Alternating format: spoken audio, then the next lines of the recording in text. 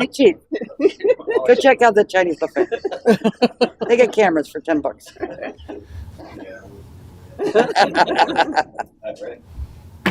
It's called over City of Port Richey City Council meeting Tuesday, September 24th, 2024. I'd like to stand for pledge. Remain standing for the Prayer. fields for the. So, Father, we just come and we continue to ask for wisdom. We know we got a lot of stuff on the agenda tonight. As we pray into that, you'll guide us through each step of that. But I want to also lift up this hurricane that might brush Florida. We ask it to just fizzle out and not cause no damage to the coastline and to the people and the businesses. We ask you to protect the city. We thank you that all the first responders and the city is prepared with Public Works to be ready for anything that we might face. But we're asking for your protection, and we just thank you for that, Father, in Jesus' name. And then for the stuff on the agenda, we just thank you that the traffic crossing improvements and stuff for the storm and utility fund budgets, and for the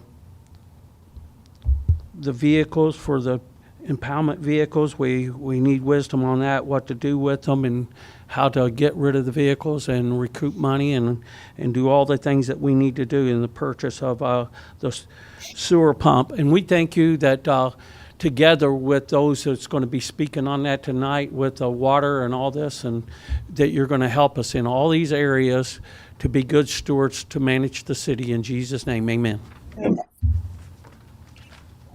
I pledge allegiance to the flag of the United States of America and to the republic for which it stands, one nation, under God, indivisible, with liberty and justice for all.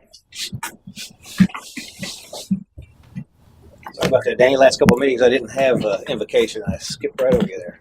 Apologize. Madam Clerk, have roll, please. Mayor John Eric Hoover, Here. Vice Mayor Linda Rodriguez, Here. Councilman David Mueller, Here. Councilman Robert Hubbard, Here. Councilwoman Lisa Burke, Here. City Attorney Nancy Meyer, here, City Manager Matthew Koppler. Here. Thank you.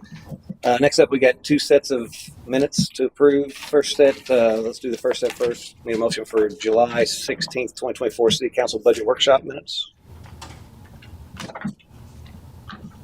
Motion to approve the July 16th, 2024 City Council Budget Workshop and the 7/23/2024 City just- Council meeting minutes. Just do the 7/16. There's going to be a correction on July 23rd. So, Motion to approve 7/16/2024 City Council Budget Workshop. a second. I have motion second for discussion. All in favor, signify by saying aye. Aye. Opposed? Motion carries. Next up is the July 23rd, 2024 City Council meeting minutes. I did notice on that set, on the millage rate, let me get to the right page here. Bob had voted no on that, but it was marked as him voting yes. It's not. I think Dave voted no. No, it's Bob. What page you on? Page 13. Item number 8, approval of tentative millage rate for fiscal year 25. Do you remember that? Because I laughed at you. Yeah. So, That was sarcasm. yeah. Well, you stated so. Okay. You actually said nay, so I just want to make sure that that's reflect that. So I need a motion with that amendment. Motion to amend the minutes to what he said. And then a second. Oh, and then You can do a motion to approve with the recommended change. with amended. Yeah. A recommended change. Motion to approve. I said a motion to approve the recommended change. Yeah. Motion to approve the minutes with the recommended change. Motion to approve the minutes with the recommended change. There you One motion versus. It's supposed to. Got it. Second to all of those. Thank you. I have a motion second for discussion. All in favor, signify by saying aye. Aye. Opposed? Motion carries. I'm here to help. That's all I'm saying. Thanks, Nancy. Hear from the governor. All right. Moving right along to comments from the general public. I do have one signed up. Danny Fields, welcome. My name's Danny Fields. My address is 8114 Leo Kid here in Port Richey. First thing I want to do is thank you all for being here for 911.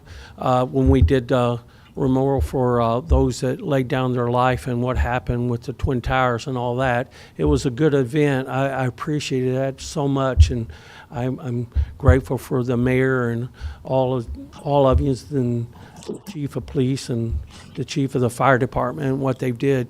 We want to continue to give honor where honor's due. So that was a great event.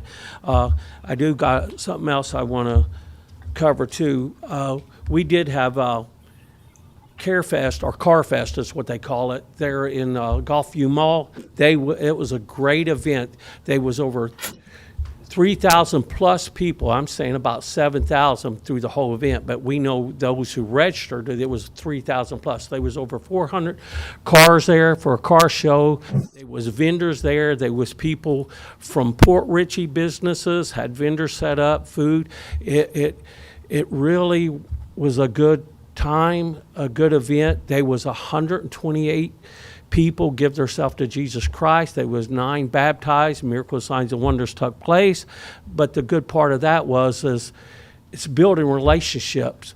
There was county commissioners there. There was city officials from here, there, and police departments, the sheriffs. I built a lot of relationship with new people that now I'm working with. So I just love that unity, working together for the best for all of us. So we do have a event coming up in 8119 Old Post Road. It's called Fall Fest, and it's going to be October the 26th at 11 to 1 at Waterfront Park.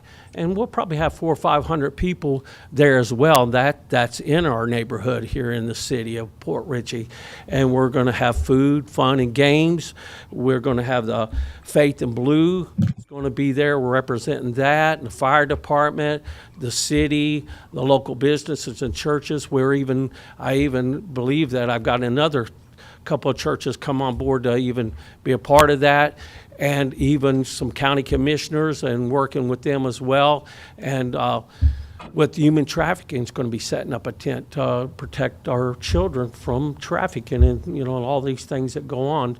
So these are great events that we're doing.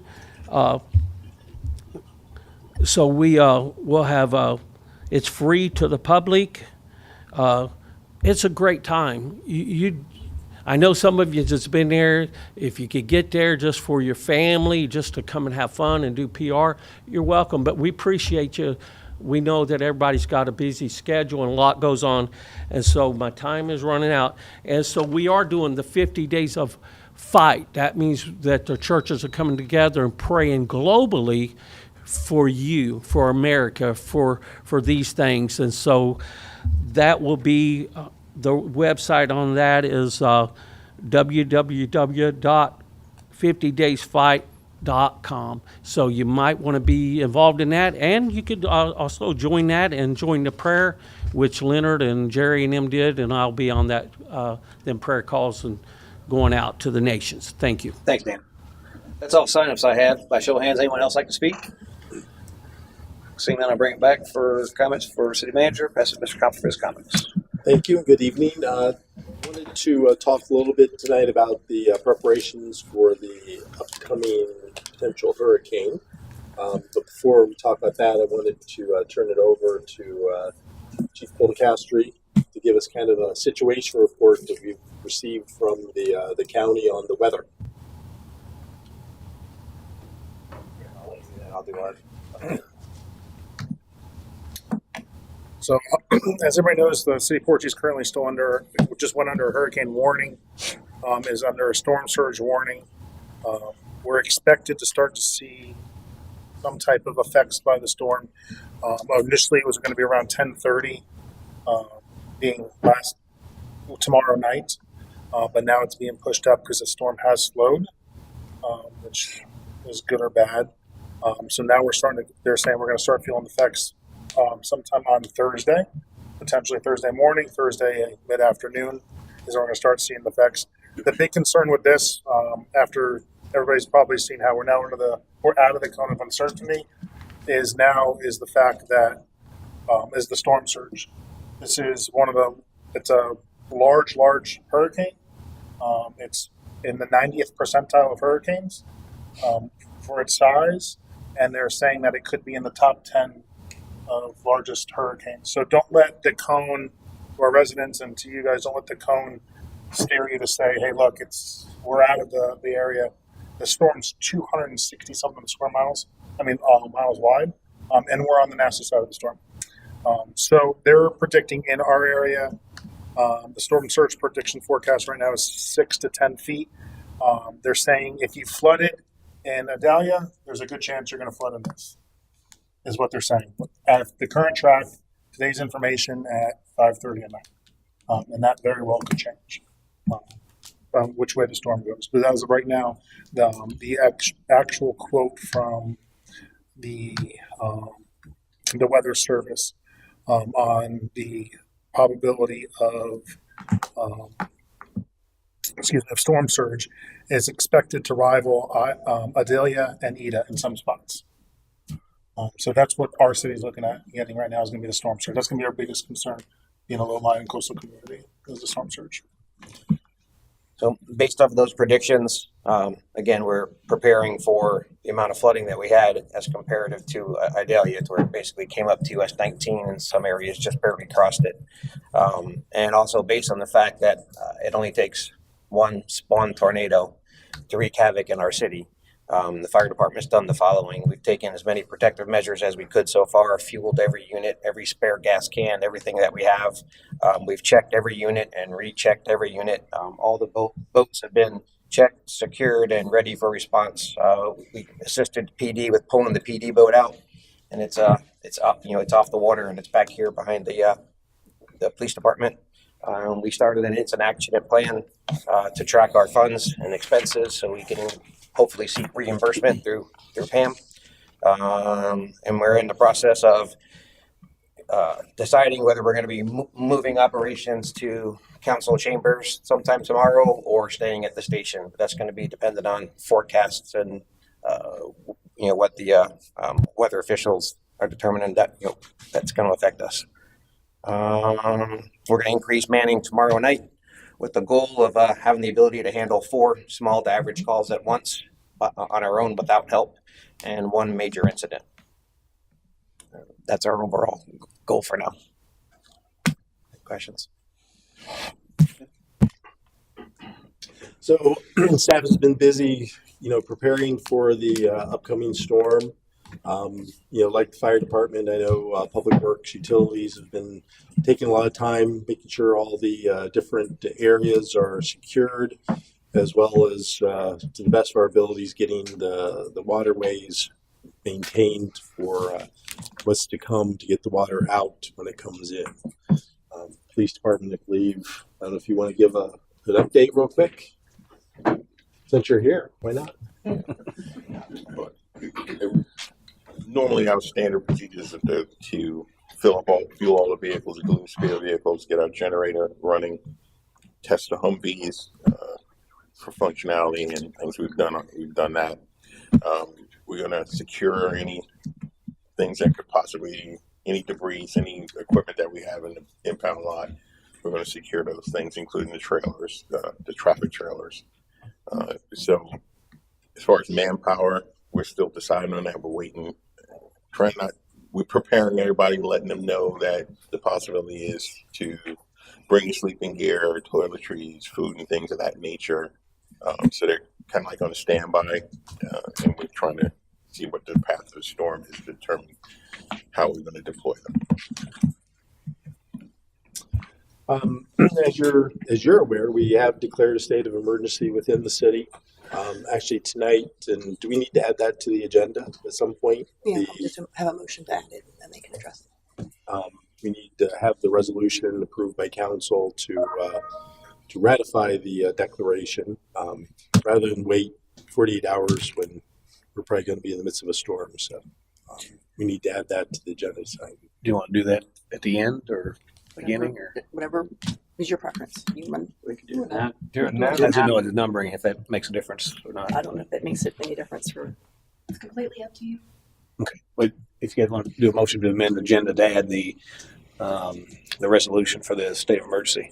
Motion to amend the agenda for the state of emergency. I'll second A that. motion second. Further discussion?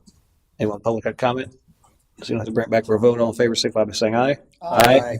Opposed? Motion carries. You want to take it up now? Do we have a copy of the resolution or? Do you have the resolution copy?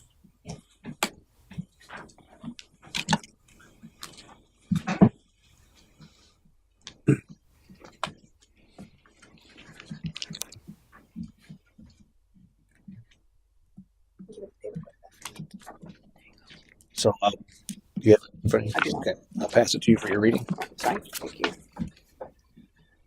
Resolution number 24-31, a resolution of the City Council of the City of Port Richey, Florida, ratifying the state of local emergency in Port Richey declared by the city manager due to Tropical Cyclone 9, now known as Tropical Storm Helene, and its potential threat of harm to the residents and property of the City of Port Richey, providing for powers to adequately respond to a disaster and providing for an effective date.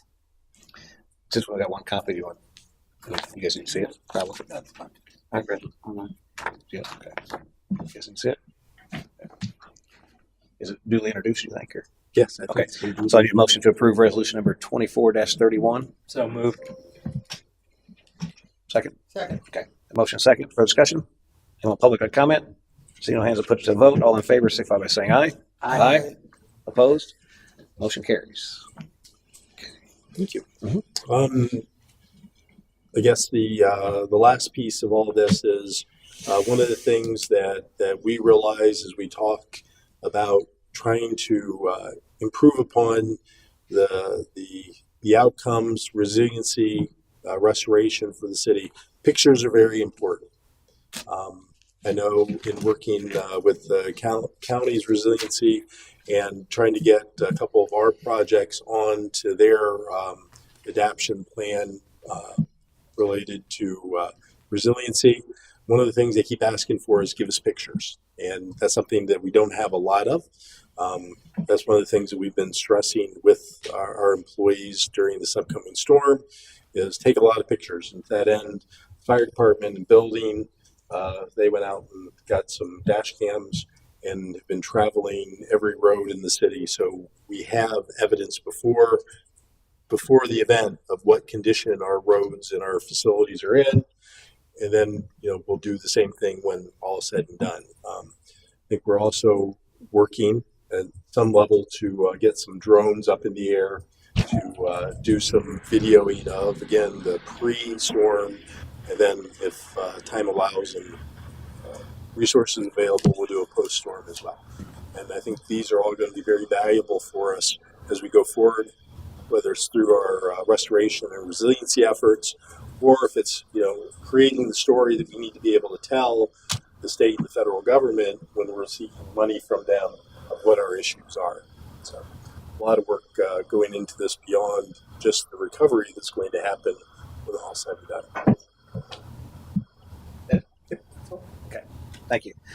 All right. Next up, comments from the mayor and city council. I'll start to my left with Vice Mayor Rodriguez. I'll go first. Hi. This past Saturday, we did clean up in Port Richey. It was myself, Mr. Poplar, Dave, and a couple of residents.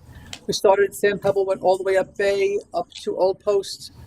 Some of us went left and went all the way down to the Warner Boys. We met up with some Boy Scouts. They were doing the Grasher Park. We got 4 big bags of garbage and a couple of the big pieces, and so we did good. It was we cleaned up Bay Boulevard. It was much better. So thank you. There wasn't a lot of us out there, but we were mighty. So we did a good job. Good. Thank you. Councilwoman Burke. Nothing. Councilman Mueller. I'm good, thank you. Councilman Hubbard. Good. Okay. I just got one thing, just a reminder that the Chambers Community Market at Waterfront Park is October 6th from 10 to 2. So make sure that if you listen to the community, get out and support that. That's their first one of the monthly. It's going to be every month starting in October on that 6th, and then the first Sunday of every month after that. So make sure you guys support that event. It's going to be exciting. That's all I have. And of course, just thanks to staff for all the preparation and continued work towards the storm. Also, you're going to be, the effects of it's probably going to be some long nights or whatever. So appreciate you guys stepping up. Sure. Can I? Sure. One more, only because the storm is coming. I thought Darrell might be here too. I was gonna ask if we could amend the agenda to move number 10 and 11 up first so we can let fire and public works to go, because obviously they're gonna be real busy for the next couple of days, instead of making them sit here for the whole, I don't see Darrell here, so I think maybe we can, but I was hoping that we could do that and get them out of here. Not a problem. That good? You?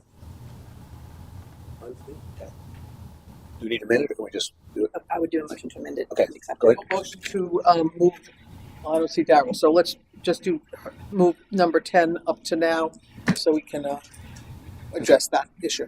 Sure. Is there a second? Second. Motion second for discussion.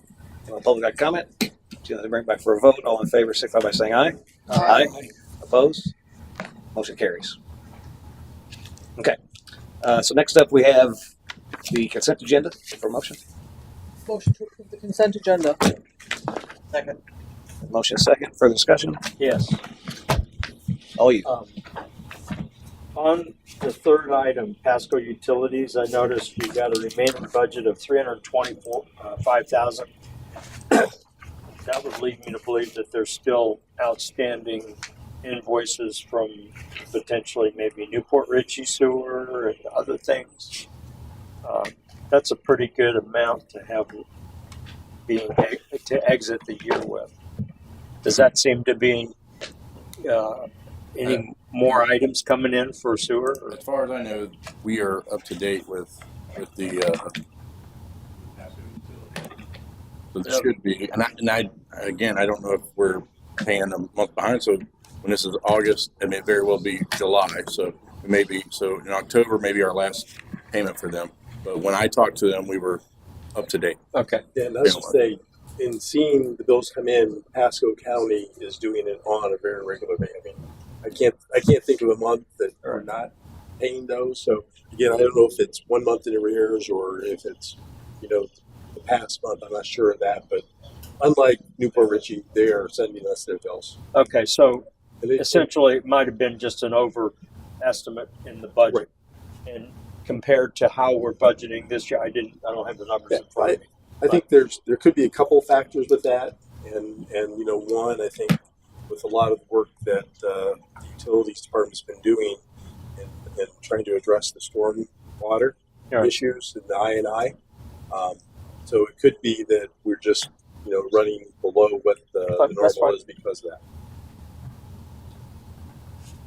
that. Okay. Is there a motion to approve? Did I already get that? I thought there was already a motion. Okay. So Thought so, yeah. okay, let's hear if there's discussion for All so. in favor? Public comment. So anybody any further discussion on that? Anyone public got comment? Seeing has to bring it back for a vote. All in favor, signify by saying aye. Aye. Opposed? Motion carries. Okay, so being we amended the budget, we're going to bring up number 10 to discuss now. I will pass it to Mr. Copley for introduction. In the current budget year, the Port Richey Fire Department's budget placed a set of vehicle rescue tools with battery-operated vehicle rescue tools. Emergency responders use these tools to rescue people who have been trapped in their vehicle after an accident by creating greater access to the patient. Extrication tools are an essential part of every firefighter's toolbox and have been used since 1999 in the City of Port Richey Fire Department. This purchase replaced an outdated set of tools that was purchased in 1999 as the city's first set and is unable to be used on newer vehicle metals. The outdated set is gas-powered and requires several firefighters to operate and set up. The outdated set will also be used as a credit of $6,000 towards purchase of a new set of tools. Floor to motion and discussion. Do we know what the budgeted amount was in 2024 for this? Because we're at 38, and that includes this credit. Do we know what the amount was? It was, I think we budgeted 40,000, but the bunker gear costed us a little more. So we had to pull out of that, but we had money left over in Penny for Pasco. All we did was just move it from fire equipment, from safety equipment to fire equipment. That's fine. Yeah, we have the money but to cover it. And this is 2024 budget. I'm wondering when you guys present these things, I'm wondering if we could show, what it is that you're requesting, what the budget amount is, show that you've got capacity to absorb these funds, this activity, and then show any remaining available, because there might be things that pop up, and it'd be nice to know those things. Thank you. Second. Motion and second. Further discussion? Yeah, well, we get the motion out first. But, that's actually got the majority of it out. Anyone public got a comment? Seeing who has to bring it back for a vote. All in favor, signify by saying aye. Aye. Opposed? Motion carries. What was the other one? 11? We just moved 10 for now. So okay, so back to the regular scheduled business. Item number 3, presentation of Grand Boulevard and US 19 traffic crossing improvements. I'll pass it to Mr. Coppola for introduction. In August 2023, city provided a traffic study and a request letter to Florida Department of Transportation to allow all vehicles safely to cross Grand Boulevard US 19. FDOT responded that alterations would have to be made to the intersection so that all types of vehicles could drive through safely.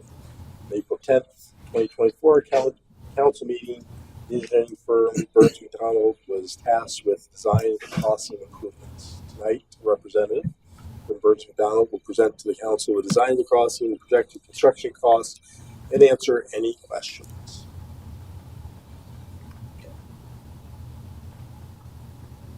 Ready for the presentation? I think so. Everybody ready? Come on down.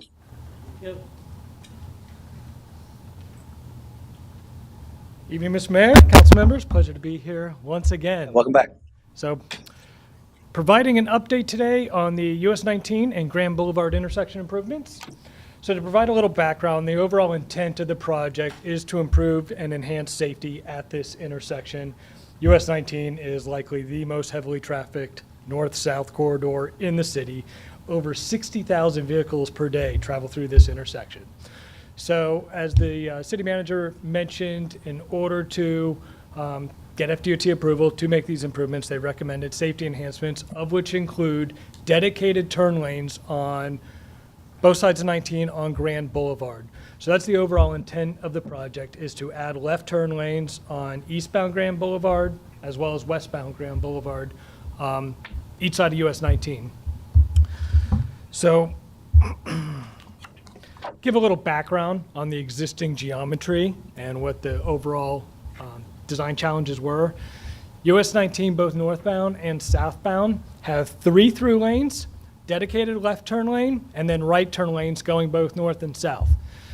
Grand Boulevard, it's a different condition on both sides. So on eastbound, heading towards the waterfront overlay district, there's 3 lanes. And the good news is there's enough asphalt and existing pavement structure to accommodate the left turn lane without any additional pavement or modifications to the curb line. So what we are proposing there is to basically perform a pavement striping and marking operation. The pavement structure is rather in poor condition there, so we are also recommending milling and resurfacing, the limits of which we are going back with some pavement markings. On the other side of US 19, so on the west side, much tighter roadway, typical section on Grand Boulevard there. There's only 2 lanes.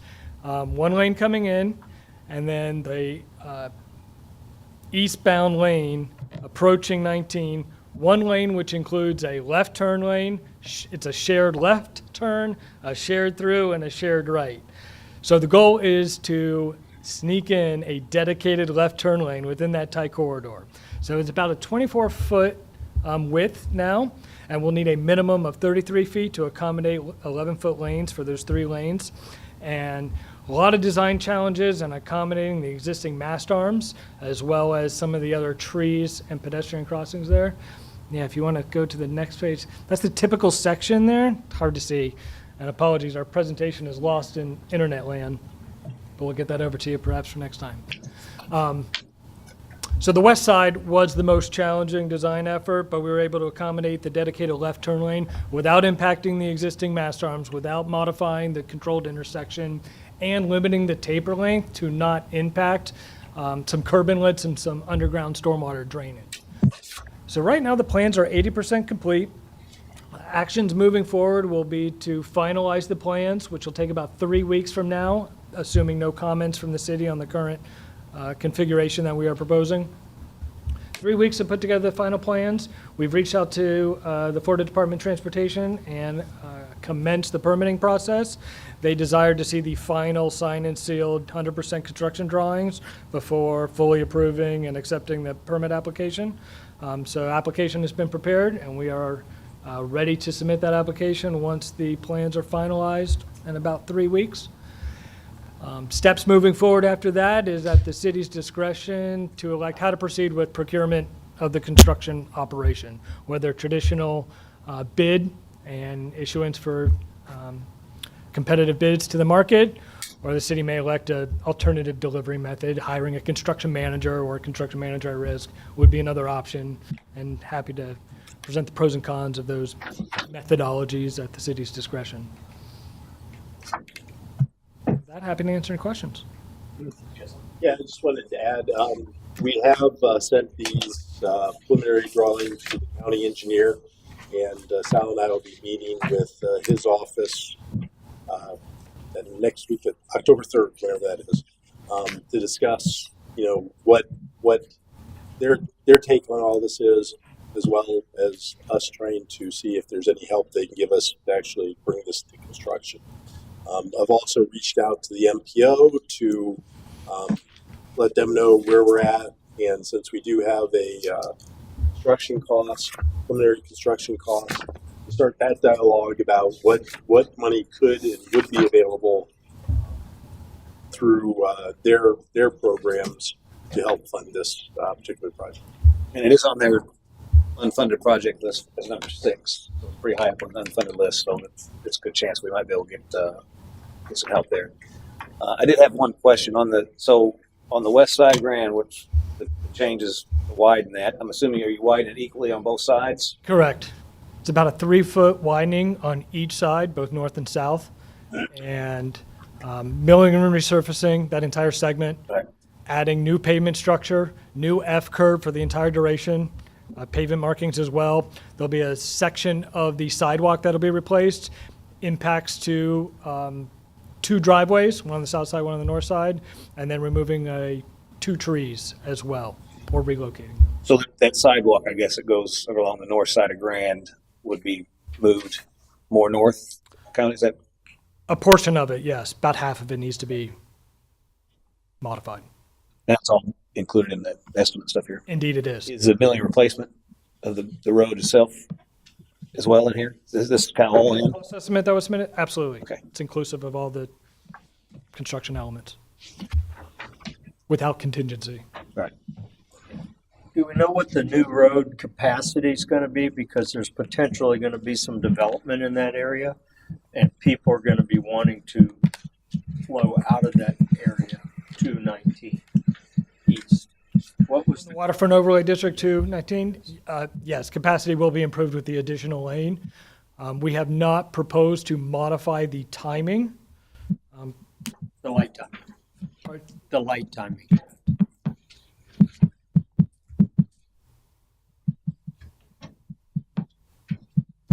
Hey, Bob, you're picking that tabs up. Any other questions? No? Thank you. Pleasure. So with that, the next steps obviously is to complete to the final design stage, to get the permit in to DOT, get their approval. Once we have DOT's approval, we can start moving forward with the procurement process. And hopefully by then we'll have more information either from the MPO or the county engineer's office as to the best direction to go with that. And a little bit later on, when we get to old business, we can talk about potential city-related funding if you want to move forward with that. I did have one question. Sure. What would the potential? Thank you.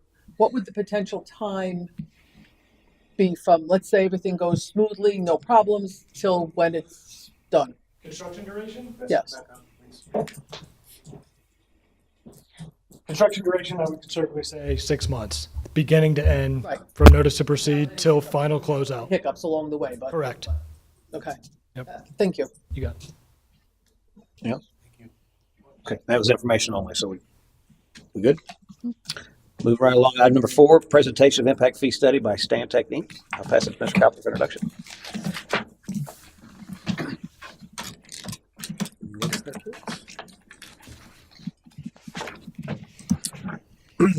At the November 14th, 2023 regular meeting, the City Council approved Stantec Consulting Services to analyze the current traffic, fire, police, and stormwater impact fees. Representatives from Stantec are here this evening to present their findings on the current impact fee structure. After the presentation, the council will decide to instruct the city attorney to draft an ordinance adopting the new impact fees. Welcome.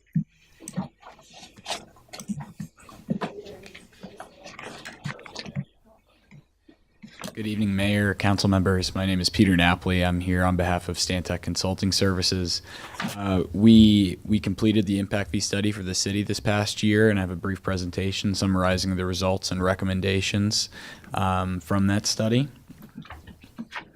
A little background, we looked at the fire, police, the roads, and the stormwater impact fees. They were last changed in 2000, so a good bit of time has elapsed since the city has looked at these fees. It was definitely due.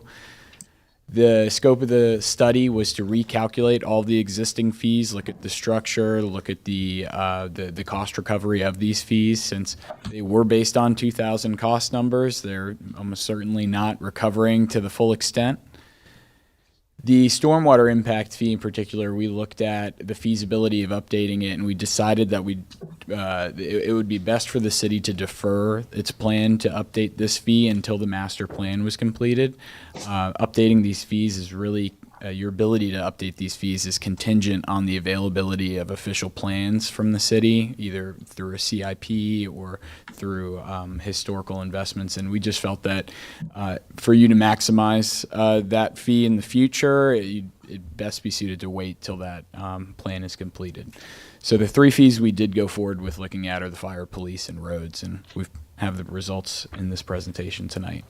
A quick question. Did you, because I know when we get down, just jumping ahead a little bit, everything was suggested to 50%, which is the max we can do. Did you look at stormwater, what we would be? Would we be doing the max, or was it below that, I guess? I think it was below that at the time. That's why we felt that it would be best for you to wait. Okay, thank you. So just a little background on impact fees, because there are a lot of misconceptions when it comes to impact fees, what they can fund, what they're there for, and who's affected by them. They allow new development or growth or new construction to essentially pay its own way. So there is an impact on services in a city when new development occurs, and the goal of these impact fees is to capture that proportional cost of servicing the new development and charging it to the developer responsible. These fees are intended to fund expansion-related capital, not annual reoccurring operating costs, so not personnel, salaries, repair and maintenance, et cetera. Large capital assets, the acquisition of buildings, vehicles, et cetera. Without impact fees, it's fair to say if you're not collecting the proportional cost of expanding service related to growth, either you're not going to fund the assets you need to serve growth, and your level of service will decline since you'll be servicing more people with the same amount of assets. Or you will fund those assets, but existing taxpayers are going to be the ones that fund that through general revenues. So this fee schedule here on this slide shows your existing fees that were adopted in the early 2000s. Currently, your residential fees are charged per dwelling unit. So this fee scales. If it's a multifamily apartment complex and there's 50 units, they'll pay 50 times the fee adopted. And then on the non-residential side, it's per 1,000 square feet of developed space. So fire is currently sitting at approximately $188 per single family home, and then police at $88, roads at approximately $763, and that's a total impact fee for single-family homes of $1,000, and then that's scaled for each of the different land uses that, if the development falls into that category, those are the fees that they would have to pay. So on this slide here, we show the updated calculations and the fees that we calculated based on really the industry accepted methodology that's been upheld and challenged in the past. We didn't use any kind of groundbreaking or trailblazing methodology here. We use the tried and true accepted standards. So for fire, what we did, we looked at the existing cost basis. For impact fees, you can either use future costs or existing costs. So we looked at the existing assets that have been acquired for the fire department.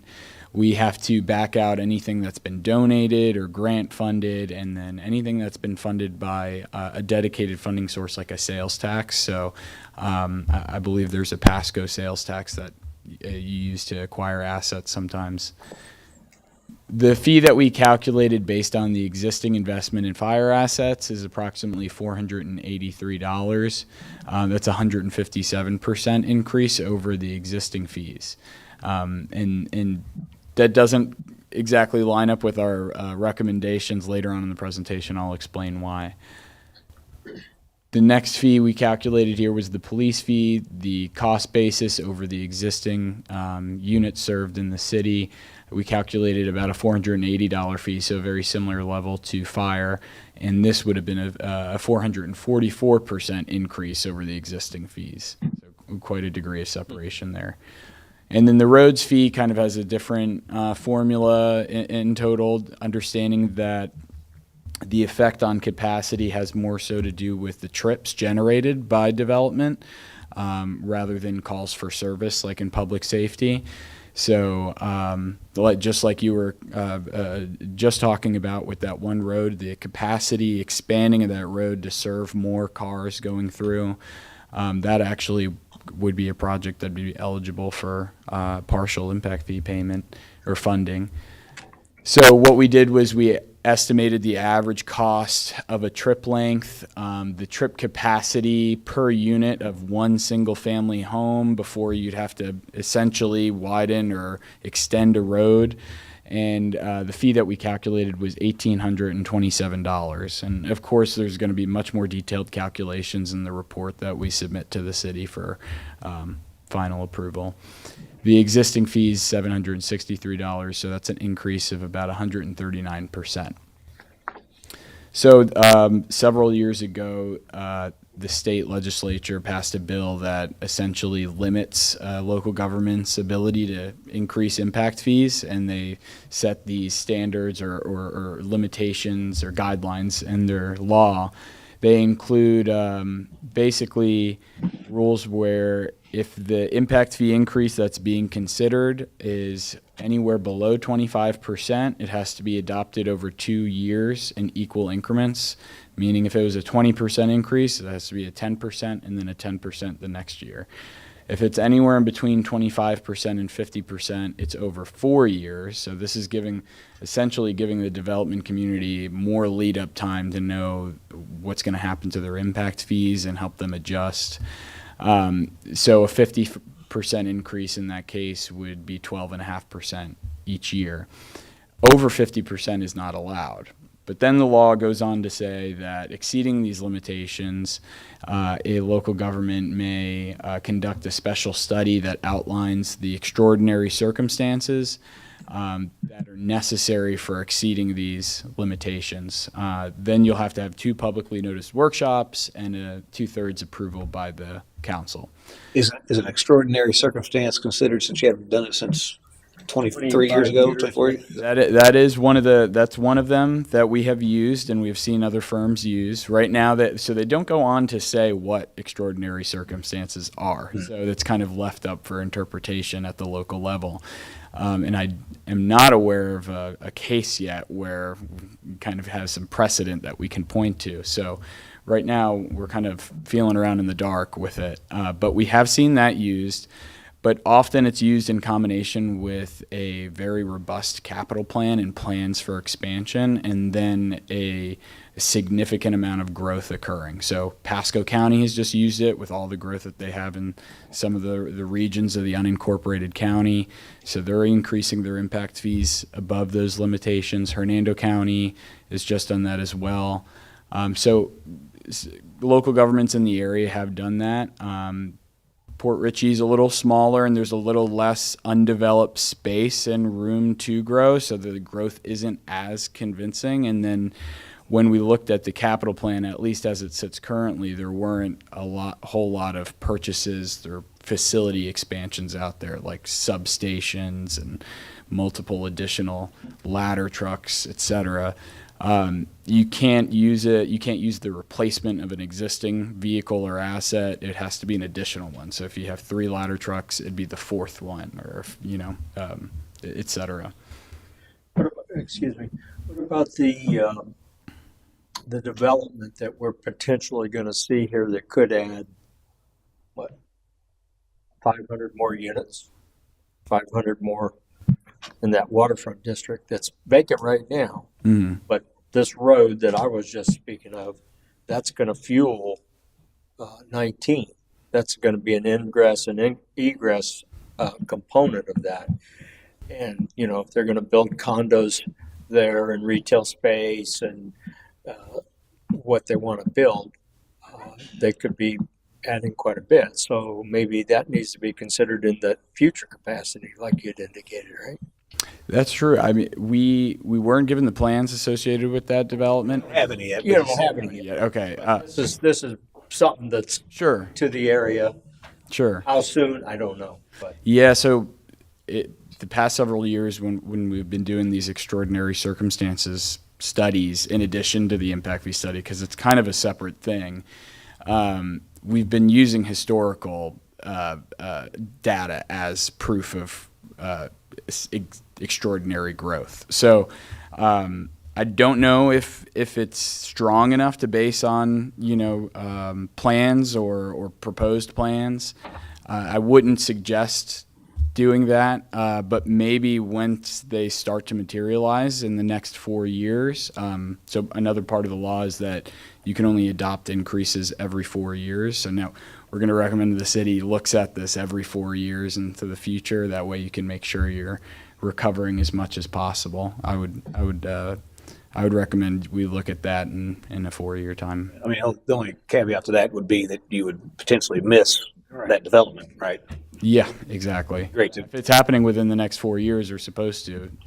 Yeah. And, well, the extraordinary circumstances would essentially, if say it's happening or it starts to materialize within the next year or so, you could use that extraordinary circumstances study to then say, okay, we are going to exceed the limit on every 4 years and increase our impact fees again. So I would say it's up to the council's discretion if you wanted to go that route, and we could certainly assist the city with that. But during the course of the study over the past year, we decided that going forward with the phase-in limitations for all the fees felt justified and the safest route forward. So this just covers the 25 years that have passed and brings us up to where we should be now. The full 100%, these numbers here on this table, if you were to say we want to do the 157% increase to fire, the 444% increase to police, and then the 139% increase to roads, that brings you up to current day. But the issue with the law, you used to be able to just adopt those figures based on the study. Now the law says you can't exceed these limits unless you do this whole special study that kind of opens you up to a little risk and speculation.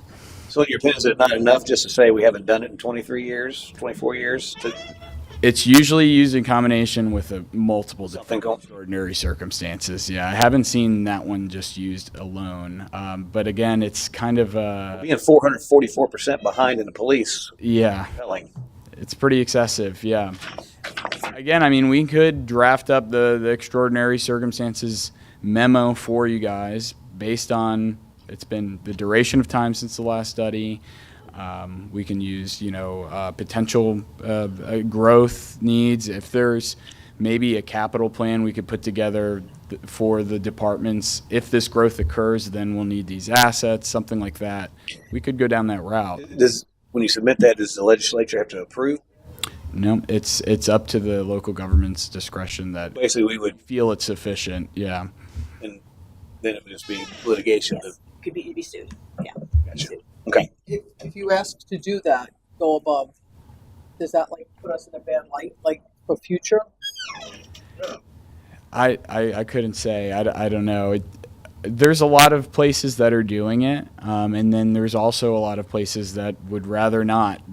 I think the reality is, if you do the 50%, the max can and spread it out for 4 years. There's no. Oh, I agree. Right. No issue. Right. If you go above that, even if we have a good case, there's potential for suit there.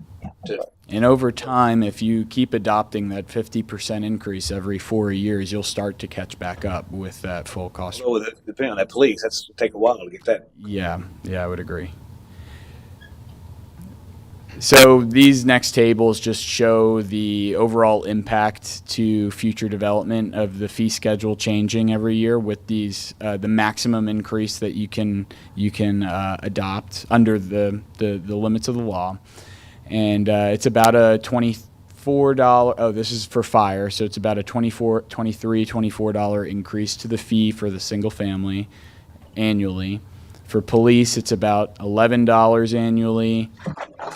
For roads, this is only 2 land uses for the roads fee that we just kind of picked out, single family and then a shopping center. And again, the roads impact fees based off of the trip rates and the capacity that different land uses generate.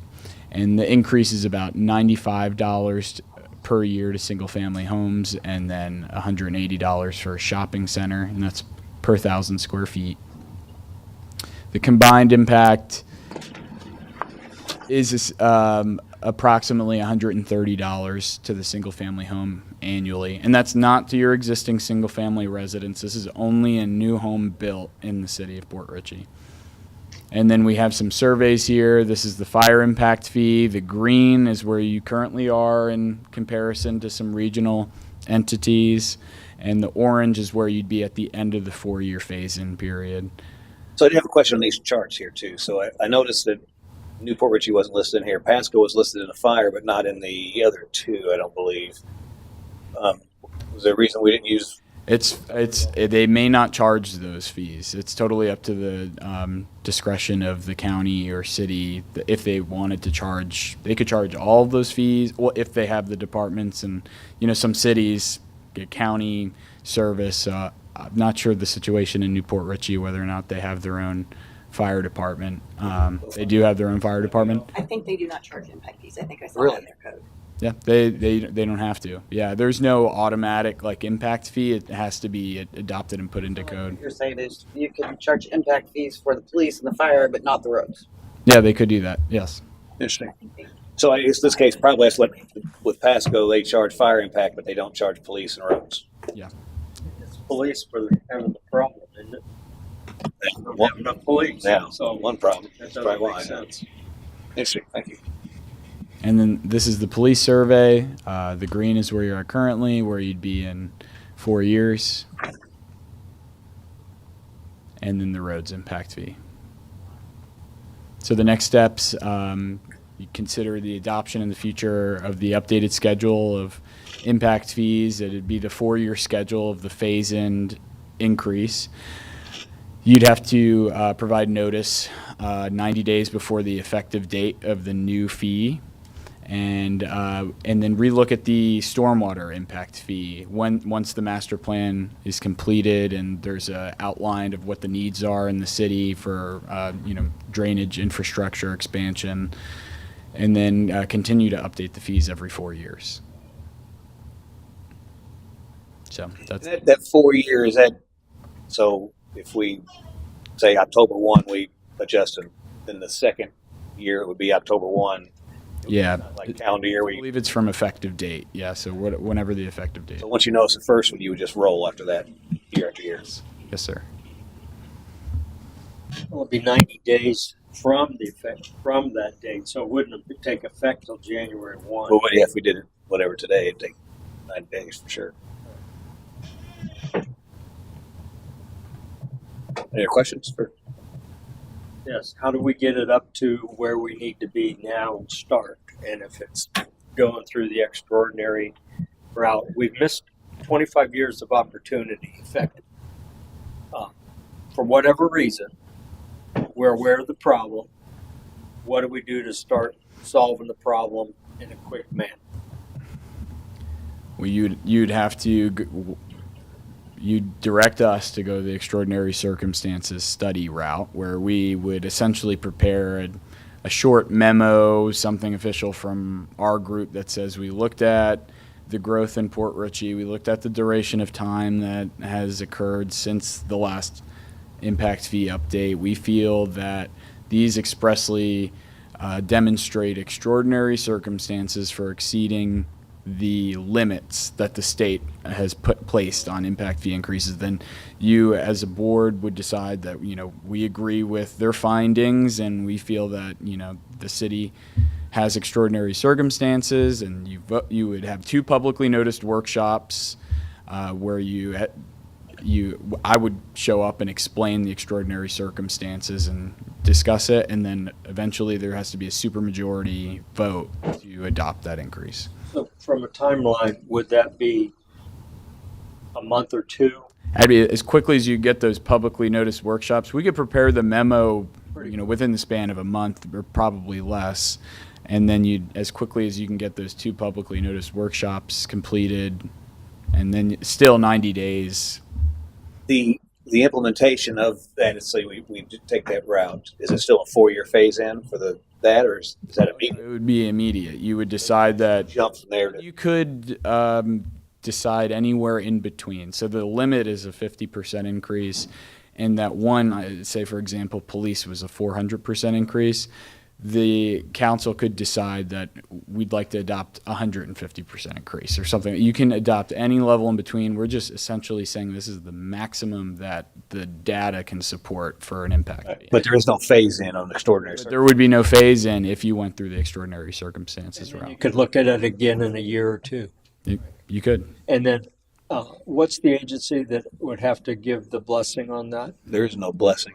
We decided, we roll the dice. Attorney. I would like some input when we get to that point. Beyond How that, many of these special circumstances have you tried for?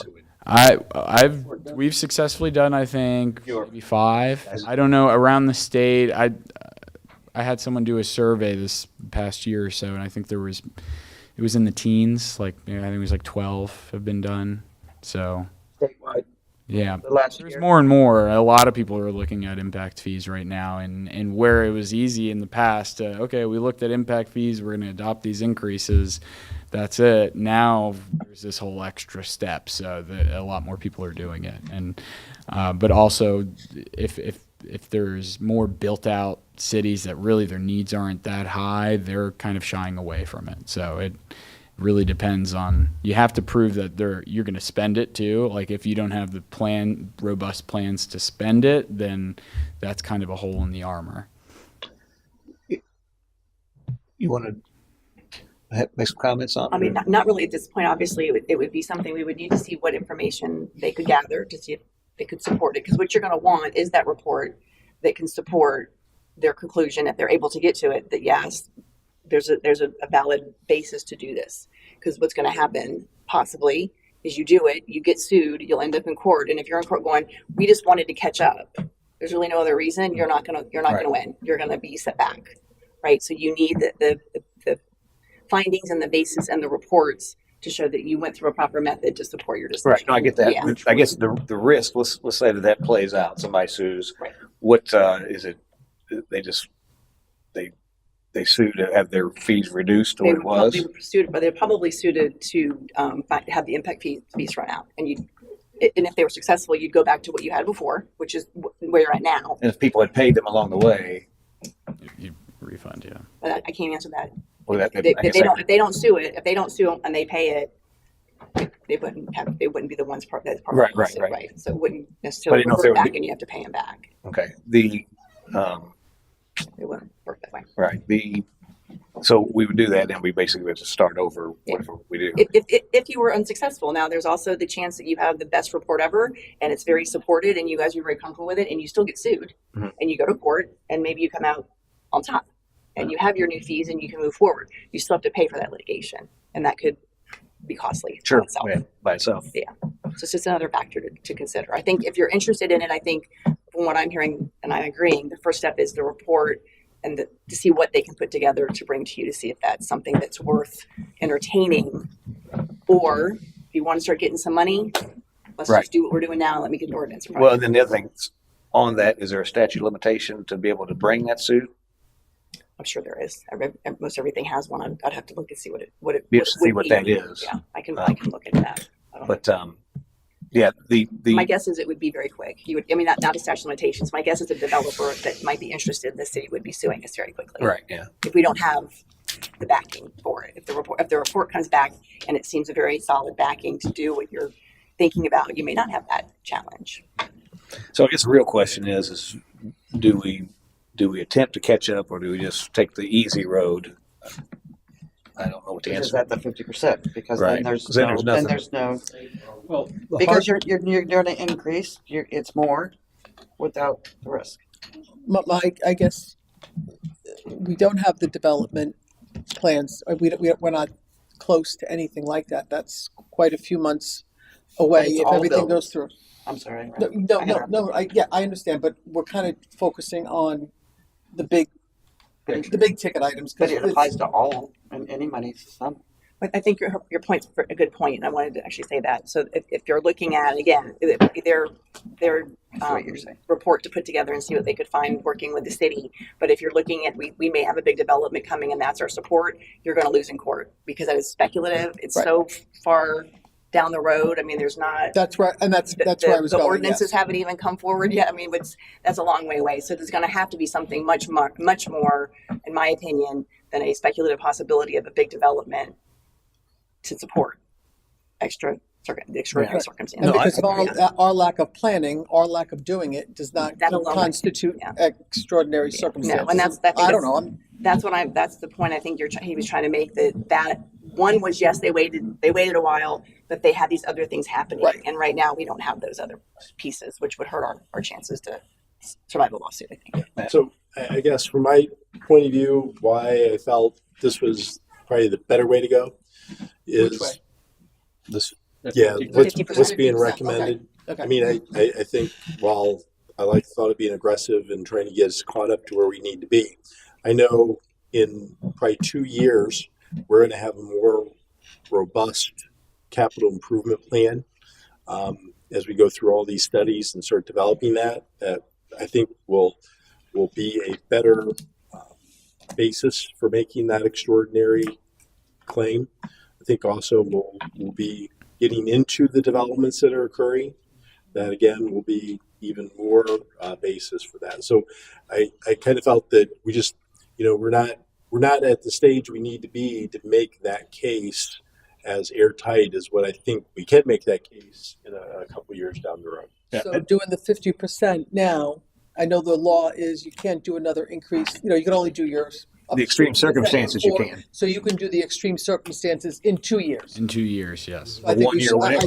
I think going the 50% now, that leaves us the opportunity to go to the extenuating circumstances Well, we get in the immediate future. increase too within 90 days. Right. So And I think, the other piece is where, in like water or sewer, storm sewer, those are a lot easier to do the studies and quantify, where it becomes a little more difficult.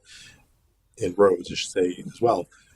Police and fire becomes a little bit more difficult because, I think we have to take the time to really understand what that means. Does growth in the city, and just as an example, does growth in the city mean we have to have another station for the fire department, right? If that's a different, projection than if no, we're still going to have the same area. We're not going to be expanding that, so maybe we don't need that. But I think there's a lot more work for both police and fire to come up with this analysis than what it will be for water, sewer, stormwater, and roads. Agreed. What do we need to do now? We so based on that, I need a motion to approve the impact fee presentation by Stantec Consulting Services, and I have the city attorney draft an ordinance of the new impact fees. Motion to approve the, You can just say so moved. I already stated it. so moved. Okay. Is there a second for that? Second. Okay. Motion is second. Further discussion? Anyone public like comment? Seeing no hands, I'll bring it back for a vote. All in favor, signify by saying aye. Aye. Opposed? Motion carries.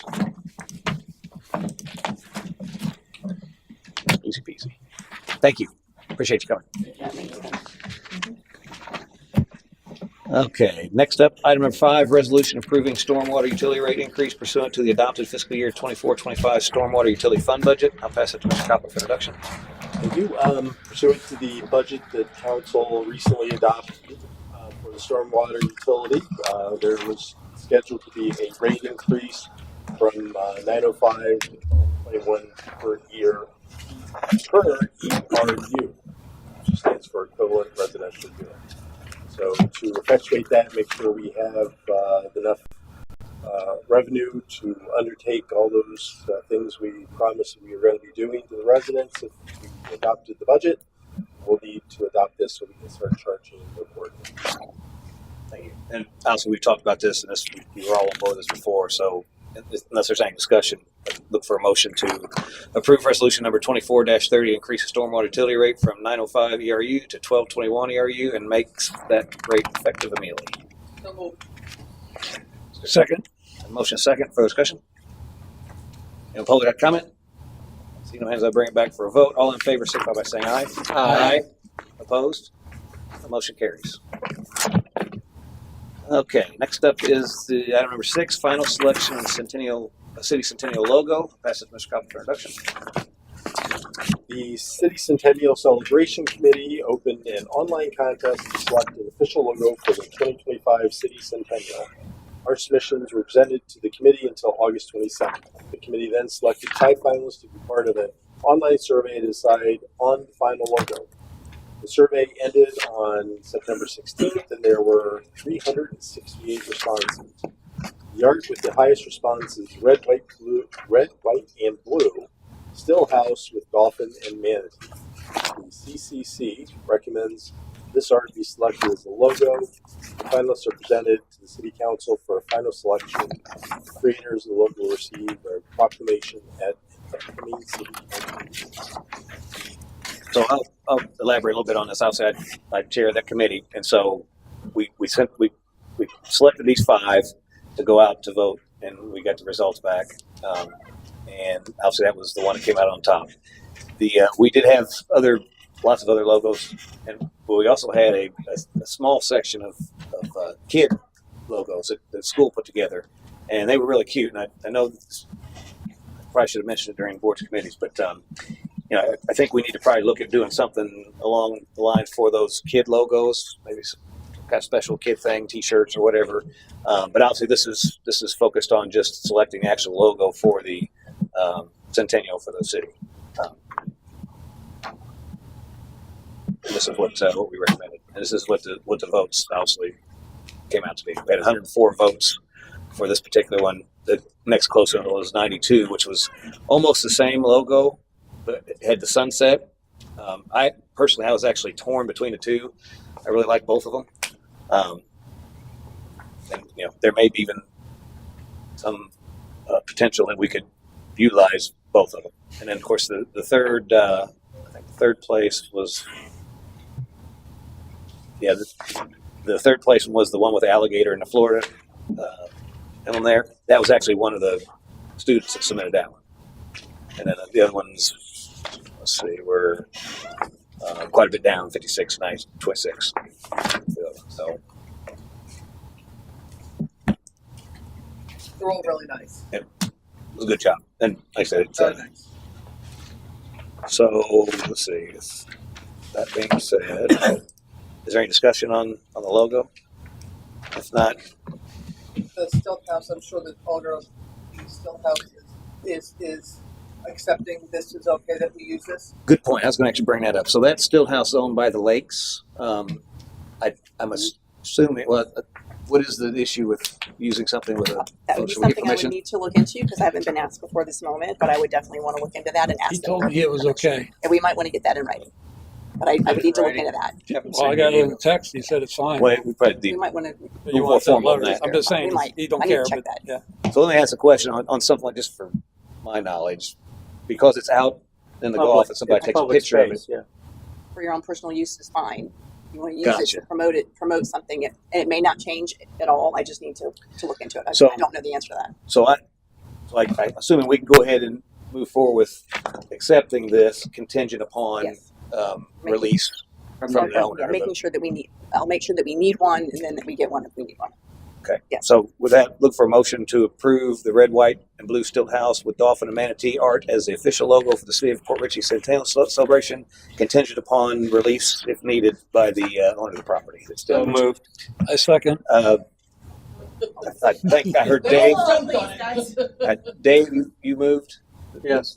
Bob second, I think. We'll go with that. I love your all's enthusiasm. Listen, I'm a mom. I'm fast with that, but not that fast. Okay. So I have a motion second. Further discussion? Anyone public like to comment? See no hands, will bring it back for a vote. All in favor, signify by saying aye. Aye. Opposed? Motion carries.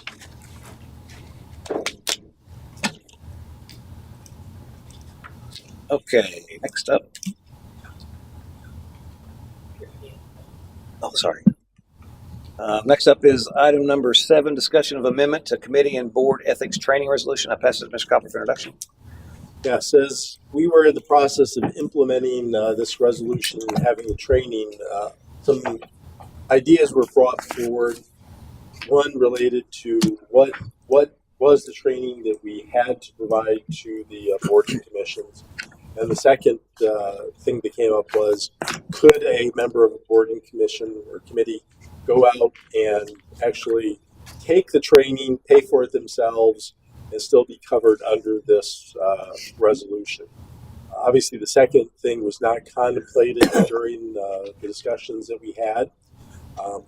The first item I brought up, I think there was never an intent to actually deliver 4 hours of the mandated training that council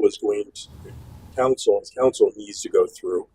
The intent was to introduce to the boards and committees a lot of the ideas that you have to go through in your training as elected members, to give them a better footing as we move forward. And I think it could be as we move on in the training in later years, we get into that, but it wasn't really contemplated to do the full 4 hours.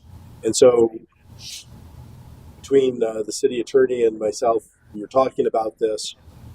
Obviously, if council wants to change this so it reflects what I think the discussion was in terms of the type of training. And the second is consideration of, would you allow a member of a committee or board to go out, pay for that training, and accept that under the auspices of this resolution? To do that, we need to amend it. And turn it over to the city attorney for anything I didn't Yeah, catch. I think you covered it. I will say that the intent initially, like Mr. Koppler said, was not to provide a full 4-hour training. It was the idea was the condensed version of the same topics that you guys are required to be trained in. And I will agree that the writing of the resolution doesn't reflect that the way it should. Looking at it now, when I read it before, obviously I thought it did reflect that. So if you want to maintain what the intent was, I think we need to do an amendment to show that it's a condensed version or some terminology like that, so it's clear it's not the 4 hours, just that it's going to cover the same topics. As for the request to, on their own pay, I would say at their own expense, no city reimbursement, to sit through the 4 hours that you guys have to sit through.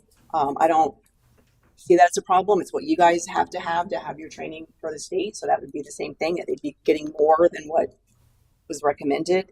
But that's really just, obviously they would need to bring proof of that. I believe after you guys take them online, you get some kind of notice or certification that you've gone through it, I'm Right. assuming, Isn't that a state requirement, not a city requirement? for you guys. Yes. Right. But some people on the boards didn't want to come to what was being offered. They wanted to do the 4-hour course on their own. And there's online, you can get them Yeah, free. I've yes. seen them out there. Yes. So Yeah. So that's just a decision if you guys want to accept that. I don't see any reason not to. Like I said, it's your training. They're going to get more training than what we intended to provide them.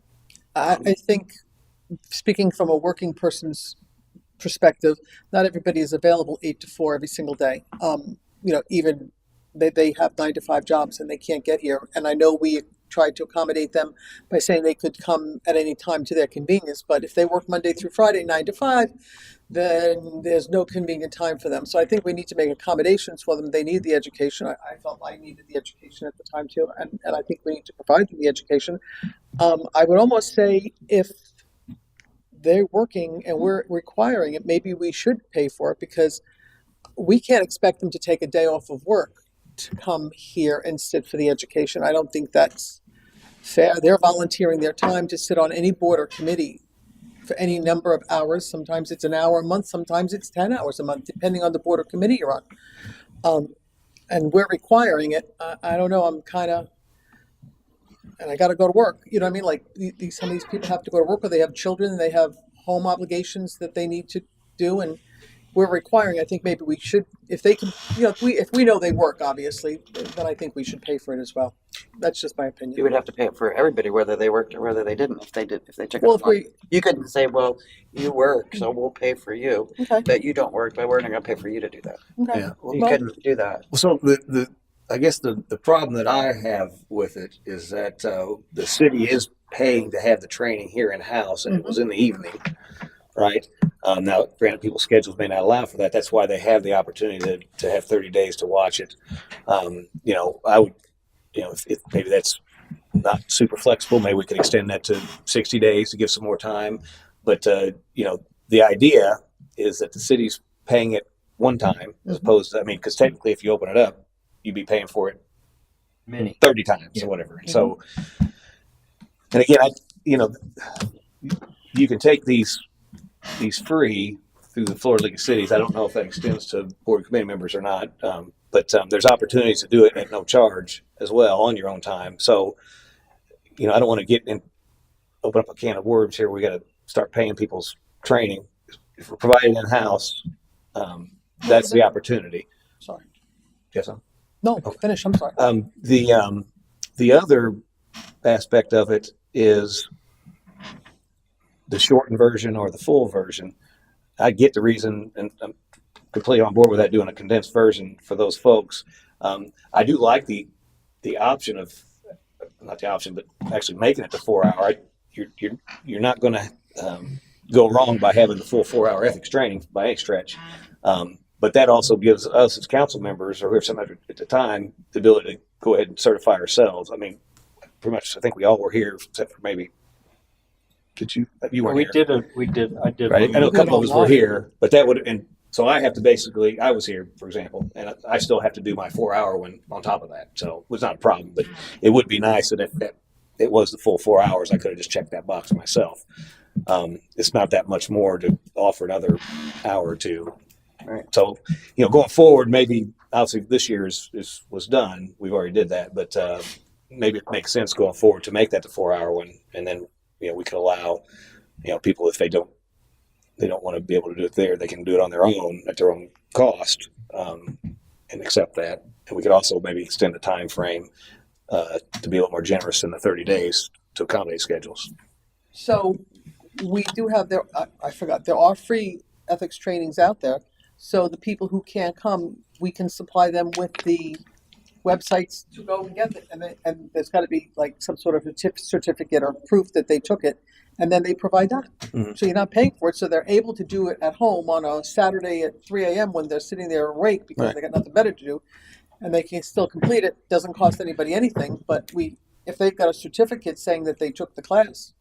Yeah, I don't have a problem with. So I just want to make. I don't want to make it more cumbersome for people to volunteer and help us. We keep asking for help, but if we're going to make it that they can't go to work or something, we're going to cut. Yeah, no, I totally get it. Like I said, the only issue is if everybody did that and we still pay and nobody shows up for training, that kind of defeats the purpose. So, I mean, the idea is to get everybody done at the same time, and that, you know, we expend some funds to do that, really to try to make that training. And I will add that the benefit and why I wanted it to be, you know, bring everybody together is when this time Mr. Mora, but whomever may present it, whether it's me or him again next year, whatever we decide to do, or somebody else, when you're sitting there live hearing the conversations and the scenarios, it triggers questions. No, I when you're sitting understand. at home, Makes for better you training. may not remember the question. You know, we're all guilty of this. We kind of stop listening because it's a video and it's not live. That's So right. there's definite benefit, and there's a reason the thought process was bring everybody in, bring them in together,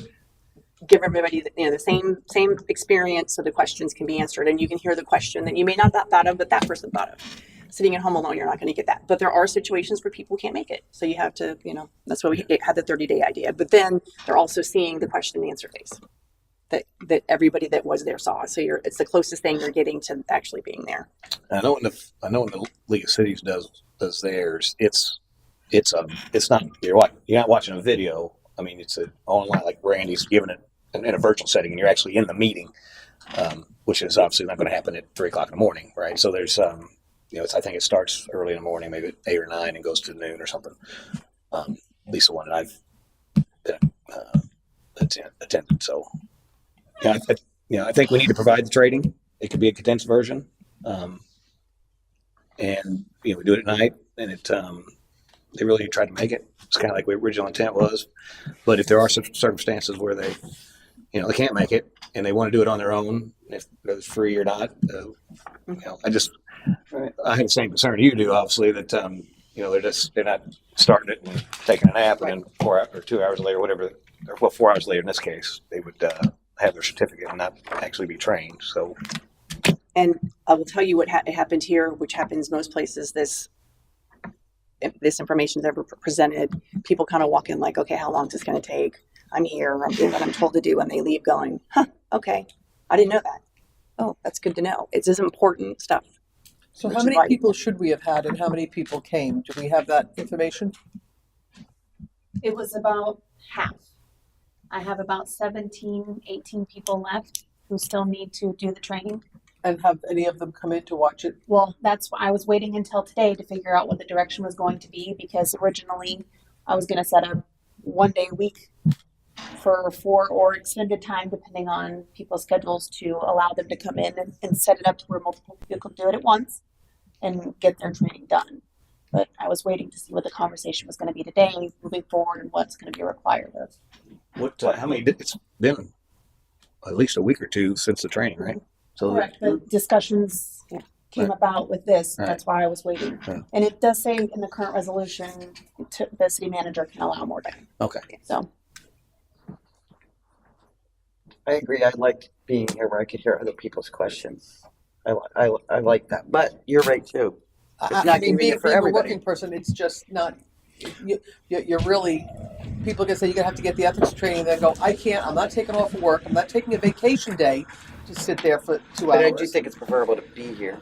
Well, I agree you with know. you, 100% it's preferable, but some people just can't. Yeah. Well, and So- there's no question that being on a board and committee of the city has a responsibility to attend meetings, and they require trainings like this is. And I get it; they don't get paid for that or whatever, but they don't have to sit on the board or committee. And Well, that's it, and they won't, and that's. Man, maybe not, And but if that's- that's what we're willing to do as a group, then that's what we're willing to do. I- We're willing to cut out a working population. Not to be rude in any way at all. If you aren't willing to take ethics training to accommodate your board position, you probably shouldn't be on the board anyway.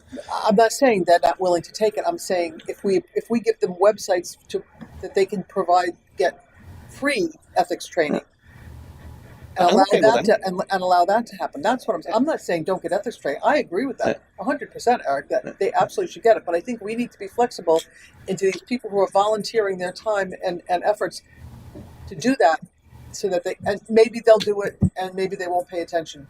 But what are you gonna do?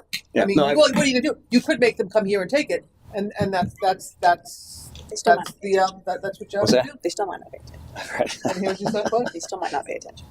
Well, It's harder. Well, they It's might, harder not but, to. Yeah. but I'm just trying to make it convenient for the Yeah, working no, person so we I- can get more people involved in our city, which is one of our goals. Absolutely. And like I said, I have no problem with having a provision in there to allow for that. But, again, the goal would be to really try to attend. If you really can't, maybe that's an exception base that Matt has the ability to approve or not. Leave it up to him to make sure it's a valid reason. And you want that responsibility? Is that okay? No? Call the principal and make sure. Note from your We- mother. Whatever you tell me. Yeah, I mean, we don't want, Make it easy. because we are going to invest taxpayer dollars in providing the class, and we don't want that to turn out to be we're paying for that and nobody comes. That's, I guess, my main concern. So we really want people to be here and really make an effort to do that. And I really thought there would be more than half. I was And there kinda wasn't. shocked. So- No, we've done it before, and there were maybe 10 people. Last year we did it, there was hardly anybody. Council was here. But there can't be that many people doing something. Maybe that, maybe that's. the I don't know point why they weren't here. I was here. I don't know Yeah. why anybody else wasn't here, but so we got more participation this I mean, past there's time than always we somebody. did the time There's always before. somebody that can't make it, but to have half. I think in the future to address that issue, we can look to do it on a Saturday. First thing Saturday morning. Whatever you want. That's an option. I mean, that's where I'm at. I think we need to hold trading in house. Like I said, this off subject on another subject. Are you guys thinking full 4 hours putting it on in the future, or just the condensed version? What's your guys' thoughts on that? Let me ask a question. It sounds to me like, and I didn't attend, but you recorded it, and then people can meet their obligation by watching the recording. Here during business hours. Resolution gives them here.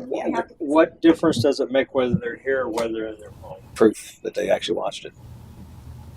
You can't get them to sign a statement. Well, you can, but then you're on the honor system, right?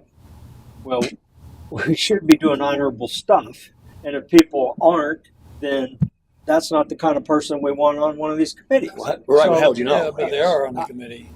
No, what I'm saying is, if we have the thing here, record the 4 hours, make it available that they watch it. Maybe you set it up in an IT way where they log in, you see that they log into it, there's a password, and you can do that and manage it that way.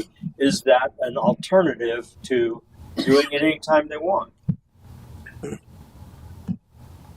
I'm just suggesting. Well, the city would have to invest in whatever it takes to put that training together, log in. I mean, No. You already have the guy here, right? We're paying for a guy to come and train for 4 hours, right? And you already have it recorded. And you already have it recorded. Make that everybody that didn't attend, give them a link. So I'm sure our IT guy can do that. This isn't hard stuff. That they can come in, they get a password, they log in, they watch it, and you can count it that way. Rather than having them just show up here. I mean, this is technology. We do have technology to do this stuff. This isn't hard. well, no, it's the certification of that. I'm just telling you, that's the certification. The certification is they sign in, watch the thing. It runs for 4 hours.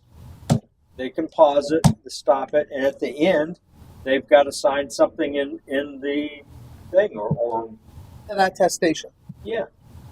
I'm just thinking that might be an alternative, and it solves a couple problems, right? I mean, technically, they could. When you guys, what was your plan to have them in a room? I guess by themselves. Sign a piece of paper. So I'm trying to get multiple people to come at once, so I'm not doing this every day.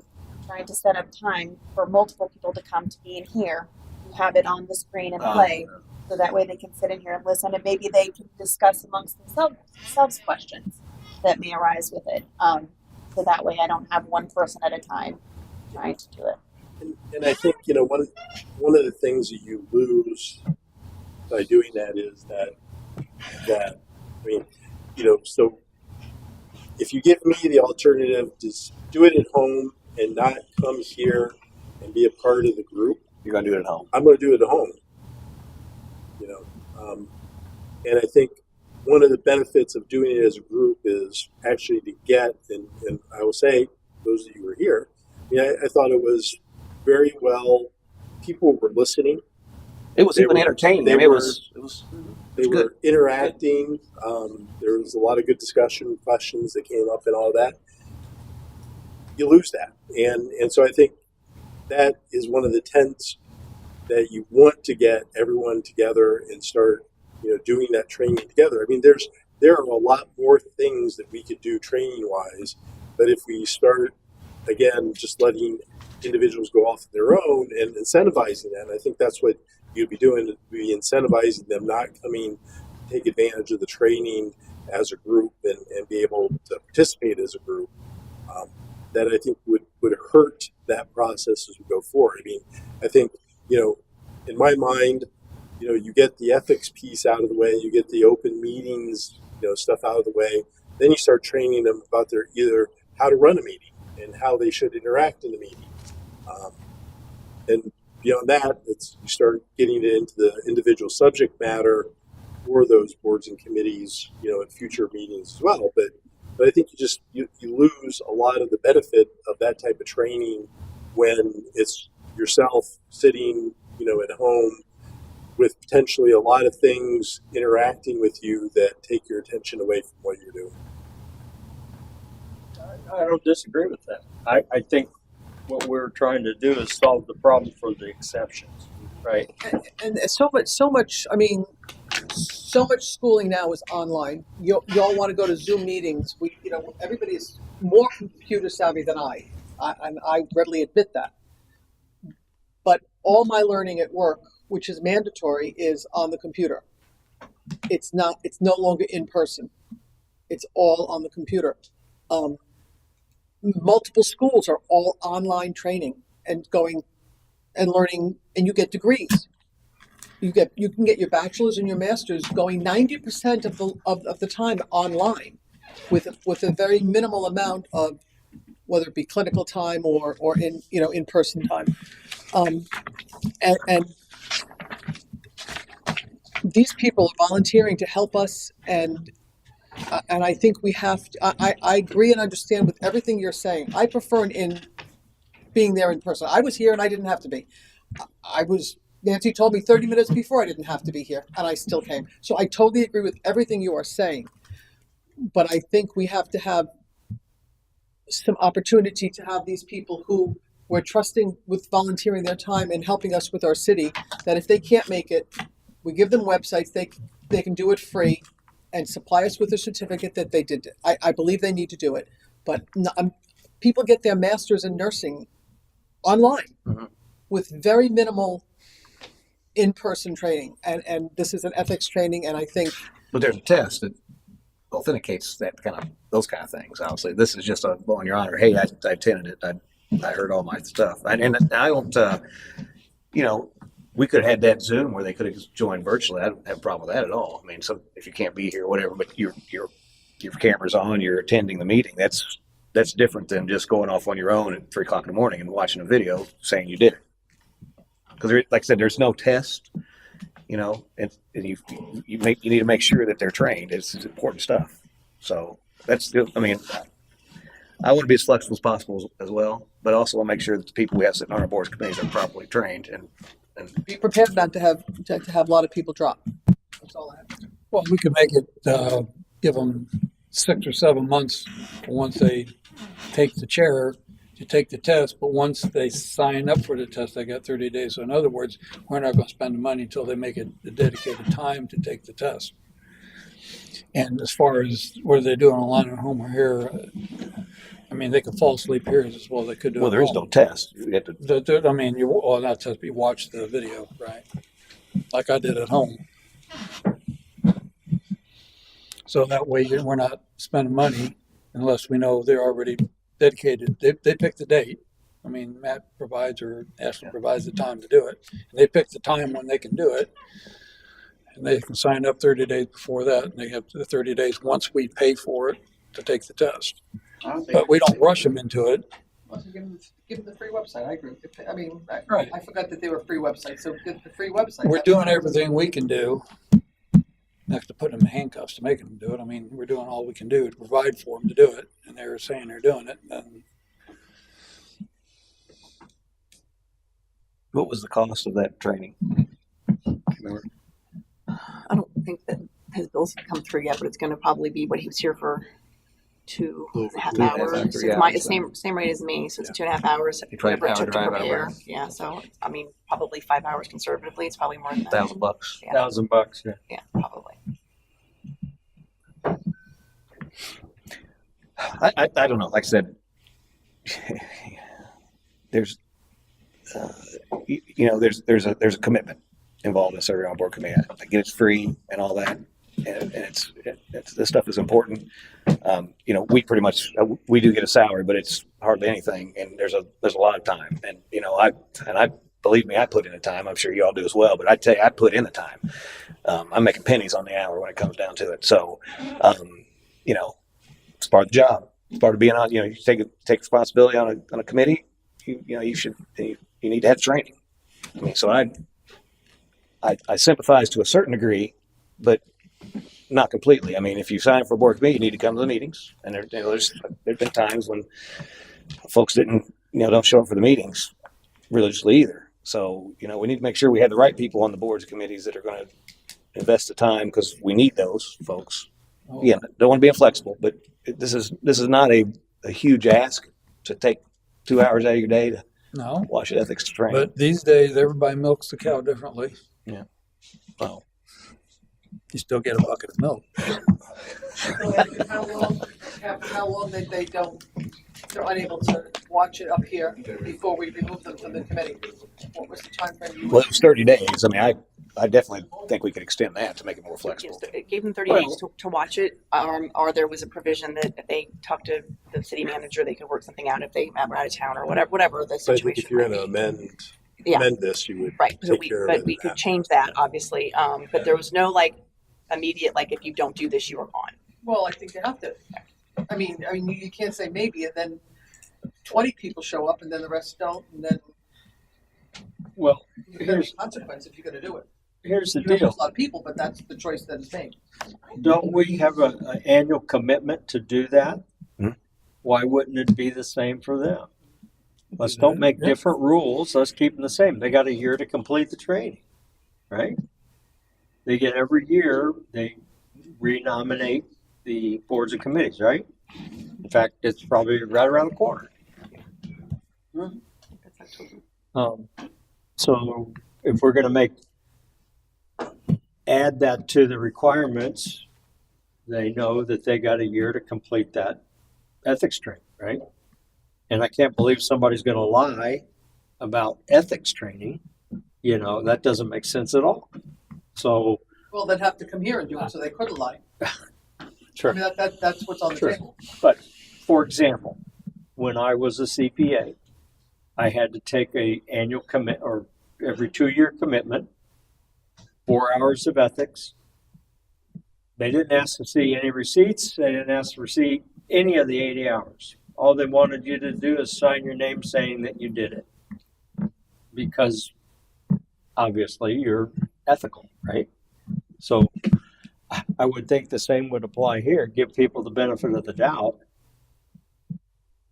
And the criteria that we're trying to do is encourage people to learn what their roles and responsibilities are. They have, sunshine law. That's totally foreign to a lot of people. That's all good stuff. And it lets them know that, hey, you can't be talking about this over a beer, right? So, make it a year commitment. We're starting a new year. They got to have their training within the next year. So do we need amendments to this? Coming back to this, or do we need to change this? Yeah, I mean, so, and we probably need to. We just need to know what we're changing it to, I guess, because we've talked about a lot of different things. I'm not sure we have a consensus on any certain thing. So it sounds like I'm hearing, at least from flexibility I definitely hear it need to be flexible. David brought up the thing. What do y'all think about the allowing the whole year? So I think October 1st, we re-up everybody in the committees. That's the time frame when we actually do the board's committees. From that October 1st until September 30th, they've had to have their ethics Or training. maybe give them 6 months or something, you know? I think shorter because especially somebody new coming on. You have a member on a board for a year and doing a lot of bad things. These committees right? So are they didn't know about it. annual, as opposed to council positions are 3-year, right?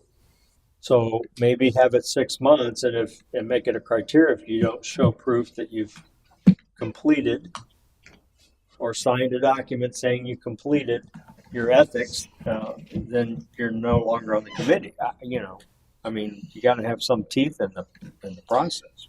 Your paperwork, when you go in to apply for this, then it should be in there that you're going to be required to take this ethics course also as part of the job when you get this. Folks have been on the committee and been through once. It's not so important that they necessarily do it within a certain time frame every subsequent year, right? Because it's relatively the same training. So once you've been trained, it's just kind of a recertification. So that makes some sense as far as maybe stretching that out. But when you're first trying to get the training in, you need to get that as soon as possible. So, right, because you know you start. Yeah.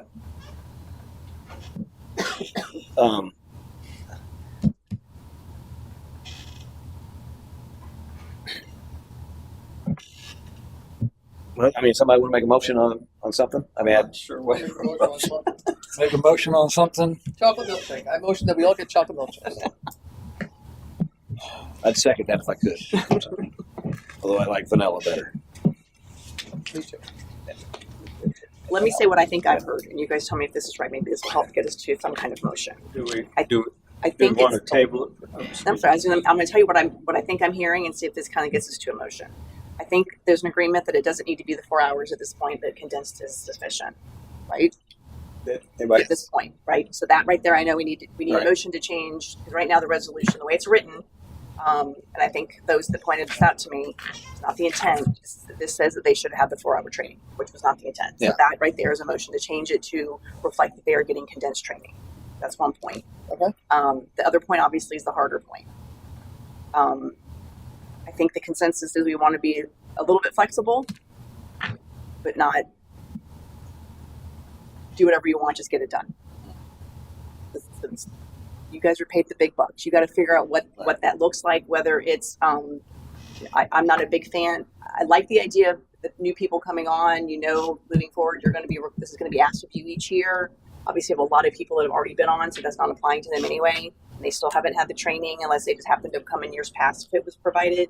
So those are the people that make me wake up at night and get nervous. I need them to understand their responsibilities in this arena, which is why this all came up. I obviously think being in person, I agree with Matt. I think being in person is better. I think we've all kind of agreed on that. But I think there will be circumstances that people maybe can't make it. And I think those should be taken situation by situation. I'm not the person that gets to analyze those. That would probably fall on the city manager. That's my thought on that part, but obviously that's something that you guys need to narrow it down. So there's really only one thing left to decide. Condensed versions decided, no 4 hours. It's just how lenient you want to be with people not attending in person and what that can look like. Okay. What do you all think about this?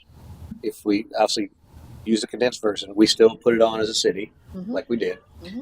And we extend the 30-day time frame to either 60 or even 90 to let them come in and watch it at their leisure during hours. Like I said, you make arrangement for it.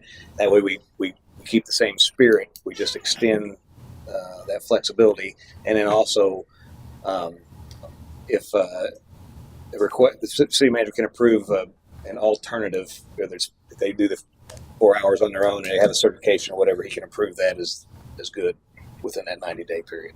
Does that provide the flexibility? Yes. Yeah. So Somebody want to make that? Yeah.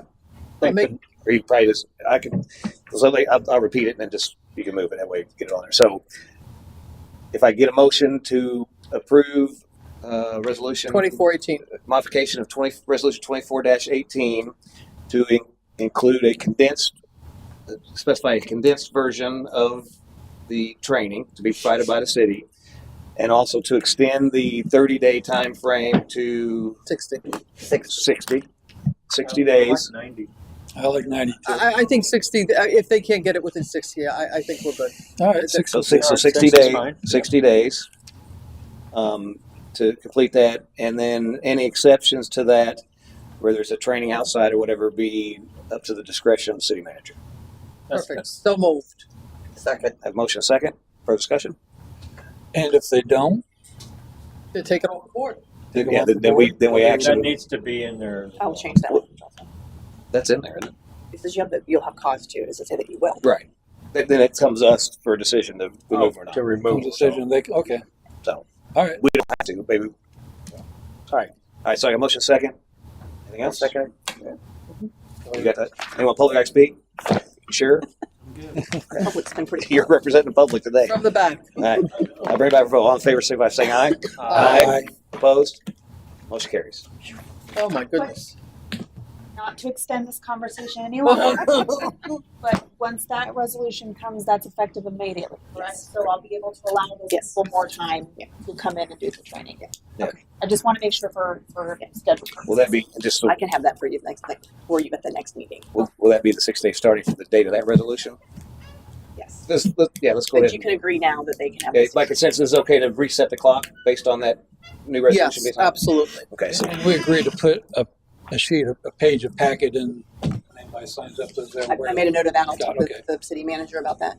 Thank you. It's a good idea. Thought so, yeah.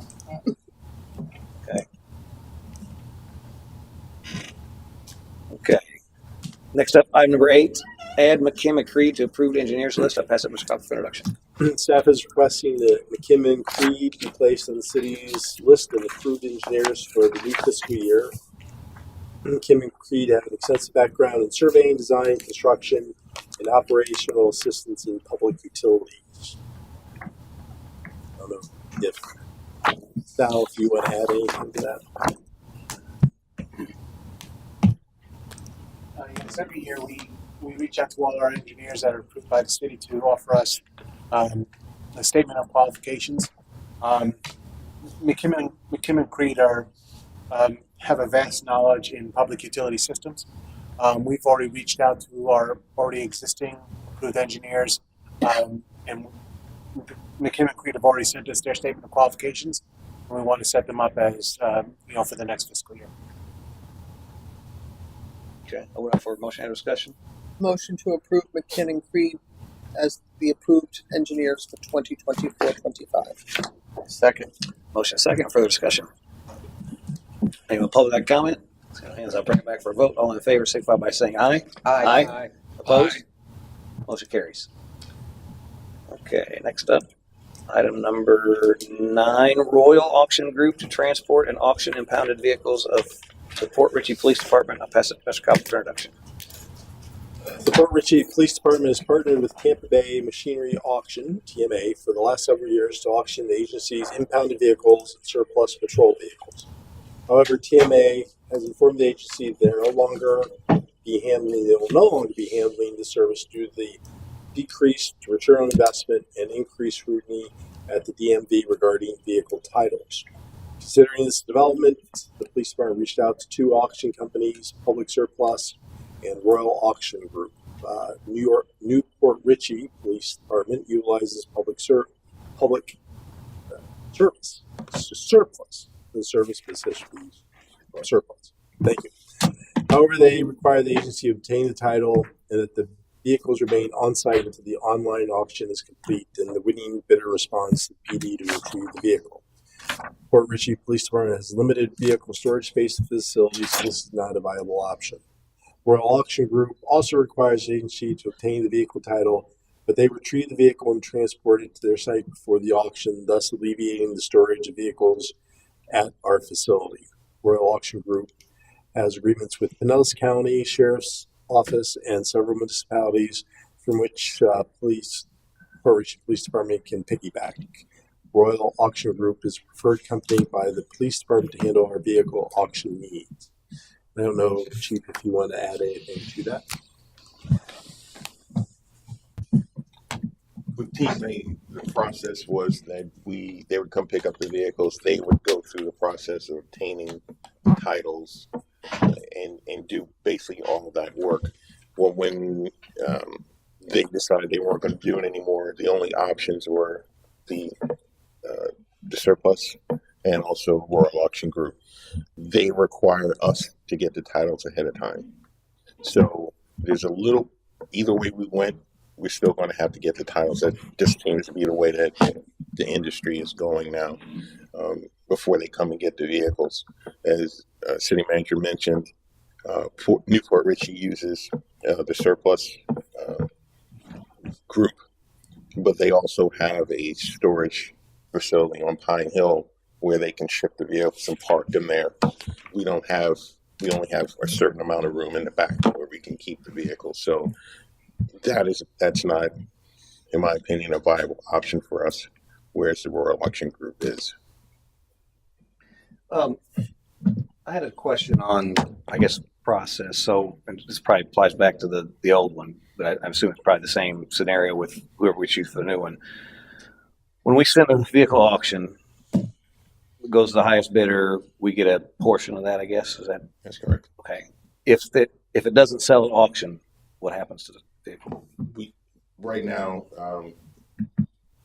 Mr. Copler asked me to find out how many we've sent since October 23. We sent 50 vehicles to TMA. They sold 27. They still have 20, and they're there until they sell them, or because a little bit of the problem is, and I can understand it, is they have a $600 minimum bid for their vehicles, and I think that is to recoup the cost, the time, and effort to retrieve the vast number of titles that they have to go through. Whereas Royal Auction Group doesn't. They don't. Since we do it, it's easier for them. The vehicles are still there, and they've been there for quite some time. We keep checking to see if they're going to sell, but some vehicles just do not sell. We have some scooters or something like that are down there that aren't worth them selling. So right now we still have 20 vehicles down there. And at some point they're going to say you can come and get them, or the tow companies that actually took them down there can come and get them, because they're not going to be able to make any return on their investment, and therefore we wouldn't make any return on the investment either. Right, and we don't get the impound fee, obviously, because they didn't come get it, right? So that's total loss on our part. Artificial reef. So we got 20 some odd vehicles sitting back here, occupied No, space. No, at Royal Auction. What? At TMA. They're still there. They're Are still they there. charging They've us to store them there? No. Do we have keys and titles for all those vehicles? Most of the vehicles we do. Some people, we had one just the other day. We told the vehicle she wouldn't give us the keys to it until she came and picked it up. So not everybody cooperates. Okay. I know at one point in time, Chris Mayer here, I spoke with him about a company that they use where they film it right here, sell it on the internet, and then the people come and pick it up right in our facility. How much space do we have back there? I don't know the acreage, but right now we have 13 vehicles that are ready to go to auction. I just dropped off 6 more to her. We don't have the space to keep these vehicles here. And the surplus organization, sorry, I can't remember the first name of it. Royal? No, not Royal. Yeah, They do the same. They do the same thing where we keep the vehicles on our property, and then it's an online auction, but they stay here until they get sold. So again, what happens if they don't get sold? Then we're going to be stuck, and at the same time still impounding more vehicles. We run out of space, which is the reason I chose the other organization that takes it. So could we use some other options? Is there a way that we can donate these, either to churches or organizations that, for example, single mothers that need a vehicle or something like that? Is there a way that we could, kind of enrich the community in a way? My personal my personal opinion is we shouldn't get involved in the used car business. I think by using Royal Auction Group, it's cleaner. It's a standard that Pinellas County and many other municipalities use. Citrus County Sheriff's Office uses them, and it keeps us out of any hint of impropriety. The agency was already investigated prior to getting here by FDLE for some scrupulous things. Right. So I think we should stay far away from that. In the timeline, we have to hold them 90 days before they can move. That's correct. So during that period of time, are we trying to acquire title or trying to acquire? We can't attempt to get a title until after that 90-day period. Once that 90-day period is passed, we put the package together. That should be a simple fill out a form and send it in. Well, it's not. It should be. But it's not. It can be boiled down to that. But it's not. It should be. And then getting keys, that should be a simple process too. The process that we have is, like I said, 90 days. We have to send out mailers, return receipt to the registered owners. Once we get the package complete, they go to the city attorney. She reviews them. And once she reviews them, if we go to this new process with our auction group, we have to advertise it in the newspaper for a 14-day period, listing the vehicles that are going to be, that we have. And the owners have 14 days to come and pick up the vehicles. They don't, they become our possession. And then at that point, then we can go to DMV and get the titles, which we have to pay for. So with Royal, you're going to do the 14-day. With either one, you still have to do. That's part of the process. You have to do to the 14-day advertisement. Once that is done, then we can go into DMV. Right, it's a process to get the title. Correct. Right. I think there was a time in the past, before you, Chief, when we did do something with impounded vehicles, and there was it didn't go very well. There was something not right, and so that's why we went with the auction, and it made it much cleaner, kept our noses clean. Correct. So it wasn't good. Yeah, the only part that's bad about that is if they don't sell, I think that whoever's the auction, I mean, we don't take them back. Obviously, the tow company takes them and then they just get to do whatever they want, right? They part them out. They can call us and tell us to bring them back, which they haven't done, or the tow company can go and get them. But then we would have to pay, if the vehicle is not worth the money, then we have to pay $77.75 per title. So we're going to be putting money, we may not get that back. So You figure that car's been sitting there and there's a reason no one wants it. You don't want it back. Well, And you don't want to give it to You're not somebody. going to donate it because it's probably not- Liability. Yeah. but here's the thing.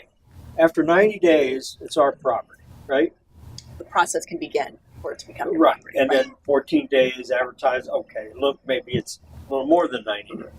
But you ought to be able to say, if it's got a key and starts and runs, it's going to be worth something. If it doesn't, then it needs to go right to the scrapper. And we don't need to go through this process. We didn't just, it's not like you selling me a car. We've taken the car away from somebody. We've taken their legal right away. So it's not. We haven't until it goes through this process. At the end of the process, after 90 days, we apply for a title, we take a mechanic's lien or the impound fees, whatever it is, we obtain title to that property. Now we can dispose of it. It's our property at that point. Is there? That's where the problem ended up last time, where Well, they sold it to their friends and neighbors, and they that made was money. the issue. Yeah, and that was wrong. And Yeah. so we don't want to put anybody in that potential situation again. It needs to go to an auction house, let them take care of it, and then I agree. keep But our if the auction noses house clean. can't sell it. And then we got to pay transport out and transport back. No. That doesn't make any sense at all. So is there an avenue? Obviously, Yeah, you can donate to the Marchman. well, Yeah. outside of that, if we get something back that's doesn't sell at auction, there is scrap value to it. I don't know if you can sell it to a scrap yard or if you can take it down here to recycle the stuff. And they Depends on the car. Sometimes you can. Sometimes, like I said, you can donate to Marchman. Marchman fixes cars up. Sometimes they sell them to needy families after they Right. fix them up. Keys can be anywhere from $90 to $900 for a car. depending on the car. But if it's worth something, it's going to sell. Yeah. Just because it's not, they don't sell it, don't mean that Marshman can't fix it up, do all kinds of mechanical work, do body work, make something out of it, and sell it to a needy family, and teach kids in the meantime. So there's other institutions that will take vehicles like that also. Yeah, It sounds like there might be two different conversations kind of Yes, happening. I there think is. the first question is the cars that can sell at the auction, do we want to go with Royal Auction Group to let them do that? Yeah. And then your next question is those that don't sell, what can we do with them? And I think Right. that's a That's all I'm conversation. saying. Yeah, Royal Auction I know Group I'm should not take ready those to talk cars about and because try I to know sell nothing them. about it. That might be a conversation for staff. I don't even know who. Someone to figure out what are the options if it doesn't sell at auction. I think right now your first question is you need somewhere for his cars to go, and we need to decide if that's if you guys want to go with Royal Auction for that. Yes. Yeah, let's action that, and then maybe if you could talk about those items that don't sell, what we do for those. To Nancy's point, somebody needs to make an evaluation before you don't just send everything down the road. You make an evaluation that says, yes, this one has value, or no, this one doesn't. And you have an A or B. You got a decision tree. This is real simple stuff. You know, if it's going to start and run, it's going to be worth something. If it doesn't, if it's a wreck, you know, and doesn't have value. Yeah, that's not something we can do. Is there a cost to send it to auction? Yes, it is. You got to transport it. The initial cost, the original cost of Royal Auction Group, they make their money on the back end off the seller. So it didn't cost the same thing to give it to them. No. And we No. basically, we either get money when they sell it or we don't. Or they That's- bring it back. So why don't we do this? Why don't we action this to select this auction group and I then make a motion I'll for second approval it. of the Royal Auction Group for transportation, the auction of impounded vehicles. Second. a motion second. Further discussion on that? Yes, are you aware this is a 84-month agreement?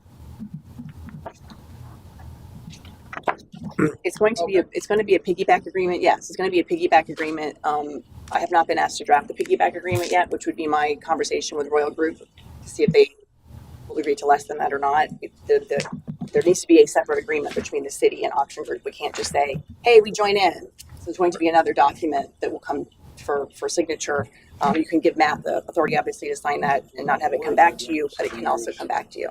Now, if they say no, we want 84 months, then that's going to be a conversation that Matt has to have. Yeah. And so the recommended motion, besides selecting the Royal Auction Group, also authorizes the city attorney to draft an acceptable agreement and then authorizes me to sign that. And my thinking is, because I kind of sense that there'd probably be a lot of questions and maybe a non-willingness to go a long term with this, that we would try to get just a 12-month agreement at this point, which takes care of the immediate issue. I mean, that's I think from my Right. perspective, we have this immediate issue where we have cars starting to add up here, and assuming that you would want us to look a little bit deeper into what our different options were, it did make sense to get into a long-term agreement, but it also doesn't make sense to put this off because, again, we have cars that we need to get rid of. and part of that agreement, I would assume, if we talk about what happens when they don't sell at auction, we would probably need to have It's that. right here. It says contractor shall then provide the seller, that's us, the invoices showing actual transportation costs, which will be deducted from the sales proceeds. Right, there's no sales proceeds. They got to make something. They're gonna They're gonna hit us for charge. They're gonna charge us. Well, they're doing it for service. They're towing it. They're not doing it for free. No? Yeah, they don't charge us up front. They take it off the back end. And if they don't sell it, then I mean, guess it's we not would- free. sell it, It's they not a don't- free you don't service. pay They're them going to need to make the money. What? So, is there any further discussion on the motion in a second? Anyone public? Hold on. The motion that Lisa. Councilwoman Burke put forth is a little different. We just need to add the extra part that you're basically also directing Matt and I to negotiate with Royal Auction and draft an agreement. Okay, you amend your motion to include the negotiation. No, they're done here. There you go. Make a motion to approve Royal Auction Well, Group. so we already got a motion on the table. Do we need to retract that? Yeah, withdraw your first motion. Easier, just retract your motion. Withdraw your motion. I withdraw my first motion. And now you're gonna make another one. I make a motion that we approve Royal Auction Group to transport and auction impounded vehicles of the Port Richey Police Department, utilizing the Pinellas County Sheriff contract at a and to authorize the city attorney to draft an acceptable agreement based upon the Pinellas County Sheriff contract and to authorize the city manager to sign said contract. Second. Have a motion and a second. For further discussion? Yes. Okay. Has anybody contacted anybody at these cities to find out how successful or any problems with the organizations? And what do they say? Pinellas, Citrus County, each one has their own. Oh, Pinellas, Citrus County, they have their own contracts, and they're satisfied with Royal Auction Group. Anything else? Have a motion and a second. Any public like to speak? Seeing no hands, bring it back for a vote. All in favor, signify by saying aye. Aye. Opposed? hey, Motion carries. Okay, next up is was item number 10. We've already actioned that, so moving down to item number 11. Purchase request to replace a sewer pump at the Scenic Drive lift station. I'll pass it to Mr. Coppell for introduction. Thank you. Public Works Utility Director Darrell Rose is requesting authorization to purchase a sewer pump for the Scenic Drive lift station. The current 15 horsepower pump was undersized, not working. Currently, the lift station is operating on one pump. Okay. Motion and discussion. Motion to approve the sewer pump at Scenic Drive lift station for $17,096. Second. I second it. Okay, second. Motion and second. Any further discussion on that item? Anyone public like to comment? Seeing no hands, I'll bring it back for a vote. All in favor, signify by saying aye. Aye. Opposed? Motion carries. And finally, item 12, discussion of old business. Is there any old business to discuss? I motion we adjourn. We have a hurricane. Hold on a second. Well, I got something. I think Matt's got something first. Okay. Well, you go ahead. Go with yours. I'll be brief. How many lived in Port Richey in the 70s and 80s? Not too many people. You lived here in the 70s, 80s. You probably remember. Something was brought up at the last meeting as far as Newport Richey did a traffic study on Grand, as well as Massachusetts they did. And I thought about it and I remembered that meeting and what they did. When we went and looked for a house in the 80s, I was looking for houses in Tarpon Springs. We wanted to live on the water, it'd be nice, but they were just too expensive. But Port Richey had some cheap houses. And come up and down Grand, there was a lot of houses for sale. And we found that particular house very reasonable in 1983. And after living there for 2 weeks, we realized why. Back in the 80s, Grand was like the Grand Challenge. It was like a Le Mans course. People were coming up down Grand Boulevard 80, 90, 100 miles an hour at nighttime, wee hours in the morning. And if you probably remember, they towed a lot of cars out of the river. Either they hit a tree or they went in the river. Probably 100 mailboxes were changed. And I had a Z28, a 79 Z28 in front of my house. I got called at 2:30 in the morning. The police department called me and says, my car's gone. My mom needs me. What the hell? So I get my britches on. I run over there. Sure as shit, my car is gone. My mom's apologizing. There's cars all over the road. There's a mangled car, pile of mess on the neighbor's property across the street. What the hell happened? Well, these guys were drunk. They left the Wagon Inn, which a lot of people left the Wagon Inn. That was the name of the bar down on Main and Boulevard. They raced up to 19, or they raced from 19 down to Main Street. And they lost control and hit my car. So where's my car? What car is up there? It was in the tree next door, up in the tree, like 10 feet up the tree. And when the tow truck came to take it, they didn't even know what kind of car it was. It was very dangerous. I lost a family of 4, got a head-on collision down there. A lot of people were dying. And shortly after that, my mom got a notice of the town hall in reference to the traffic on Grand. And she was all excited, well, we got to go see what this is all about. So we were walking out. City Hall was where the fire department was and the police department. Everything was all in one building. So we walk in there, and the people that did the study on the traffic was in there. And they were presenting their study, and they were going to do, Newport Richey approved the speed humps, and they were just going to continue to put them up. So we can't put them in until you approve it. So we just want to let you know this is a study we did, so we can continue 2 more speed humps that coincide with the ones we put in Newport Richey. And at the time, he was telling us that per car traveled on Grand Boulevard, It was the most dangerous road in the state of Florida. That's how bad it was, and it was really bad. But the speed humps changed everything. Obviously, it's not like that today.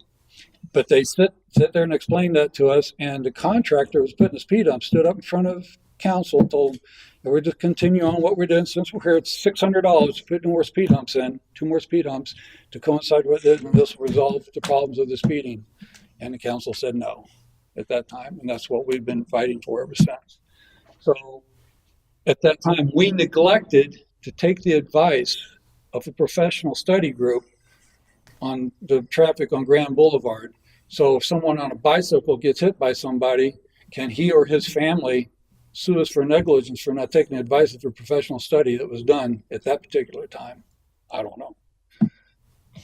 Well, so obviously you're talking about the. I know we're getting it done, but Yeah. this This filler information on that thing. That's good. I think the last time we had talked about that, you're looking at doing a study or something about where to put them or something, part of the safe streets. So that's still in the works, obviously. So right, it's still in the works. But I know we talked about we'd be negligent and not having to we've got to put it in a safe spot.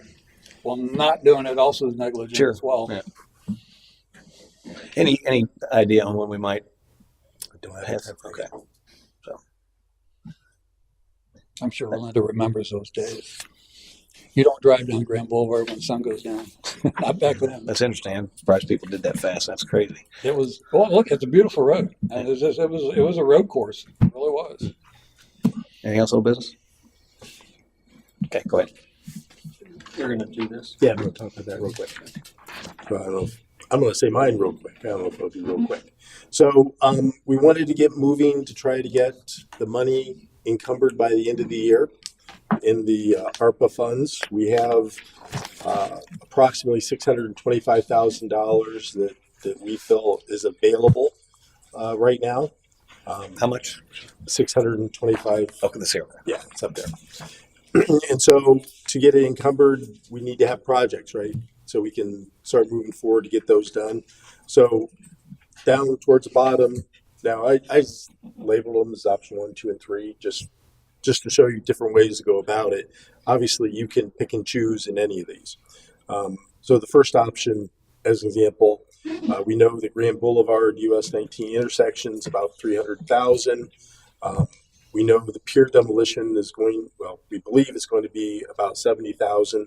So that's one of the numbers that is going to be hard in this. I mean, we're going to be utilizing that money for that. I know we've talked about sunshades.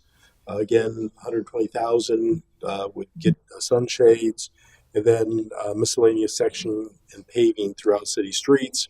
My thinking with that is we have a lot of city streets that probably need to be rebuilt in the next 10 years.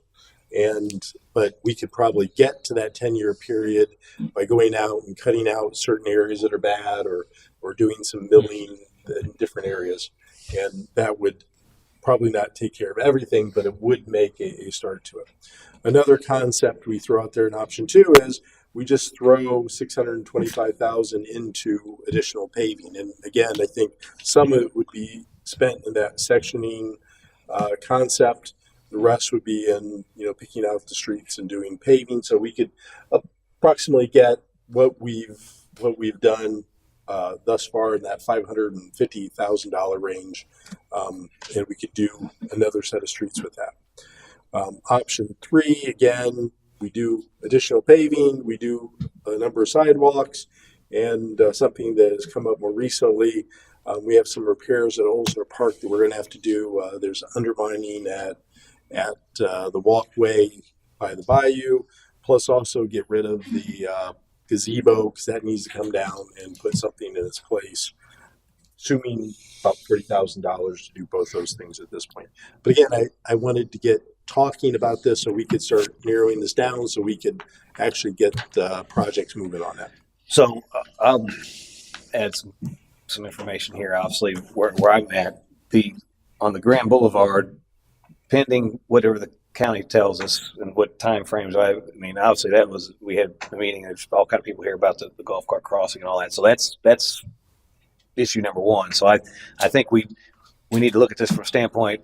We spend that to do that Grand Boulevard stuff unless we are pretty certain what we're going to get from the county. So if we can come up with that, so I think that needs to be in the mix of whatever option we look at, but that we have an alternative, and whether it be paving or whatever, because we have to encumber this by the end of the year. But we definitely need to make sure that Grand Boulevard is taken care of one way or another. So the other, I see the Oldsner Park on here. We got Brasher Park stuff being done too, and it's underwater still, I think. Yeah. So bathrooms.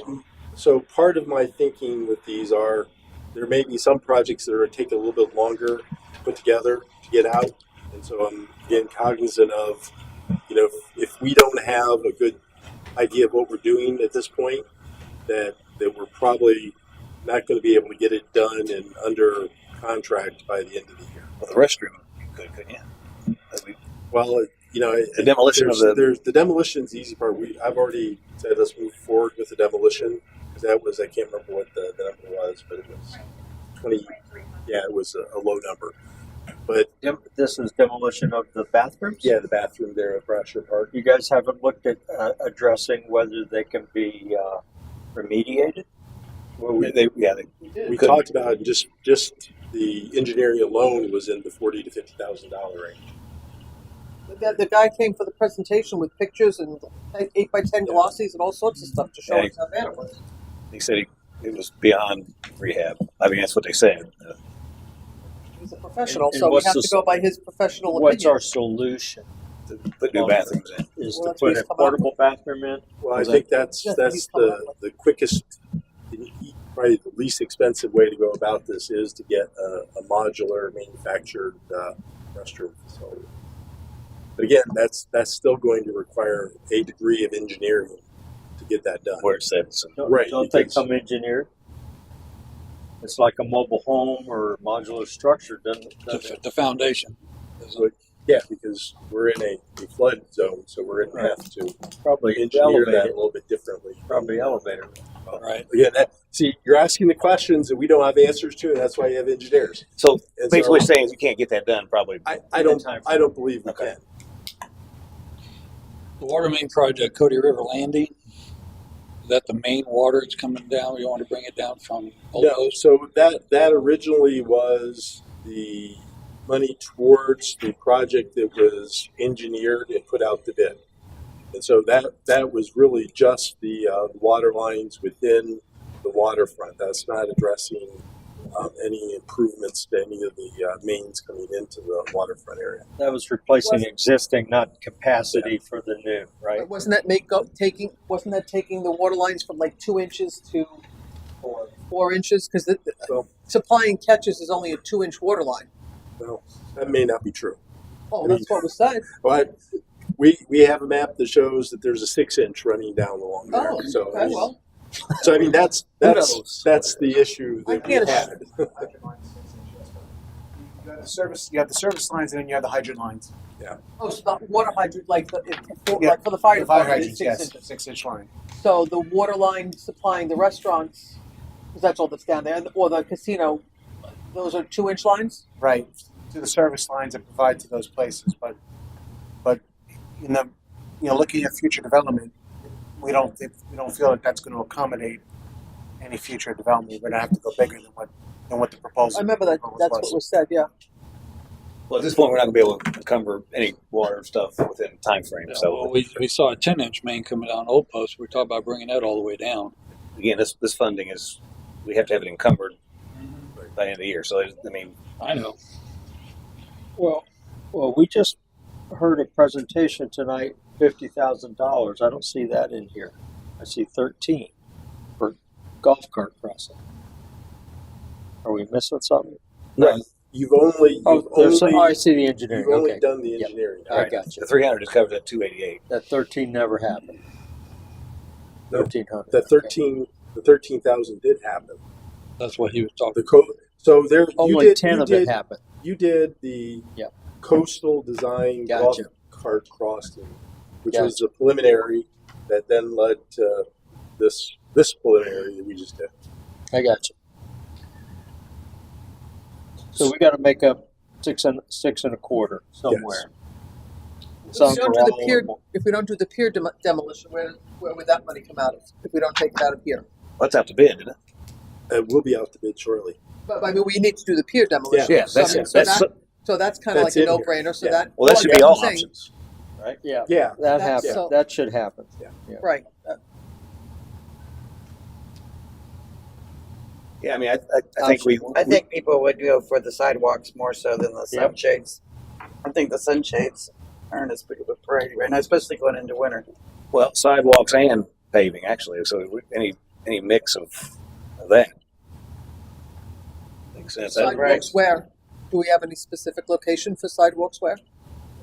Bay's bad, Washington's bad, a lot of them. Well, I know they're all, that's why I didn't know if you had any option. Again, I which think way. if, Yeah, where? if you want us to pursue that, we would put that Okay, together. okay, so, okay, it was just the general Yeah. statement, Yeah, and then yeah. you would decide where, which is the worst. I understand, thank you. So we obviously pier demolition on there. Yeah. Grand Boulevard tentatively on there, Right. and then Then the rest. And then if we end up getting money for the county for that, again, there's going to be a timing thing too. They may say we'll give you the money, but it's going to be another year or two. We may need to figure out if we're going to wait on it They're or in a not. brand new year too. They Yeah. didn't spend it last year. Yeah. But I'm just saying there's a process there. Yes, I That, agree. everything's a process. So so basically in lieu of that 300,000, I guess what sidewalks and paving, whatever we can best fit that, because obviously that stuff's very visible, highly utilized. Let's just go ahead and start cranking it out. Okay. Is that, you all agree? Hey. I'm good with sidewalks and rather than the sunshades. Can I, hope- can I ask, I know Bay Boulevard getting flooded constantly. Are we in the process, or are we going to be in the process of looking at unflooding Bay Boulevard when the So we sprinkles? have applied for a grant to do that, the first phase of the study, which would be looking at that. Okay. Thank you. I hadn't heard anything about that, so thank you. It's also something that we've talked to the county. I mean, it's part of our adaption plan to do something there. We're talking to the county about getting that in their adaption plan as well. The thought, working together, we might stand a better chance of getting a larger grant to do that. Because that's going to be not only a very expensive project, but one that's going to it'll be very disruptive, and understanding that to raise that road like it needs to be raised is going to impact the residents immensely, because again, if they're not raising their property and we're raising the road, it's going to be like that. Yeah, So you gotta there's a go- lot of you work gotta that go needs to be somewhere, done with that. Anything else? No business? Still motion to adjourn. Here it now. Second by Dave. So motion second. All in favor, signify by saying aye.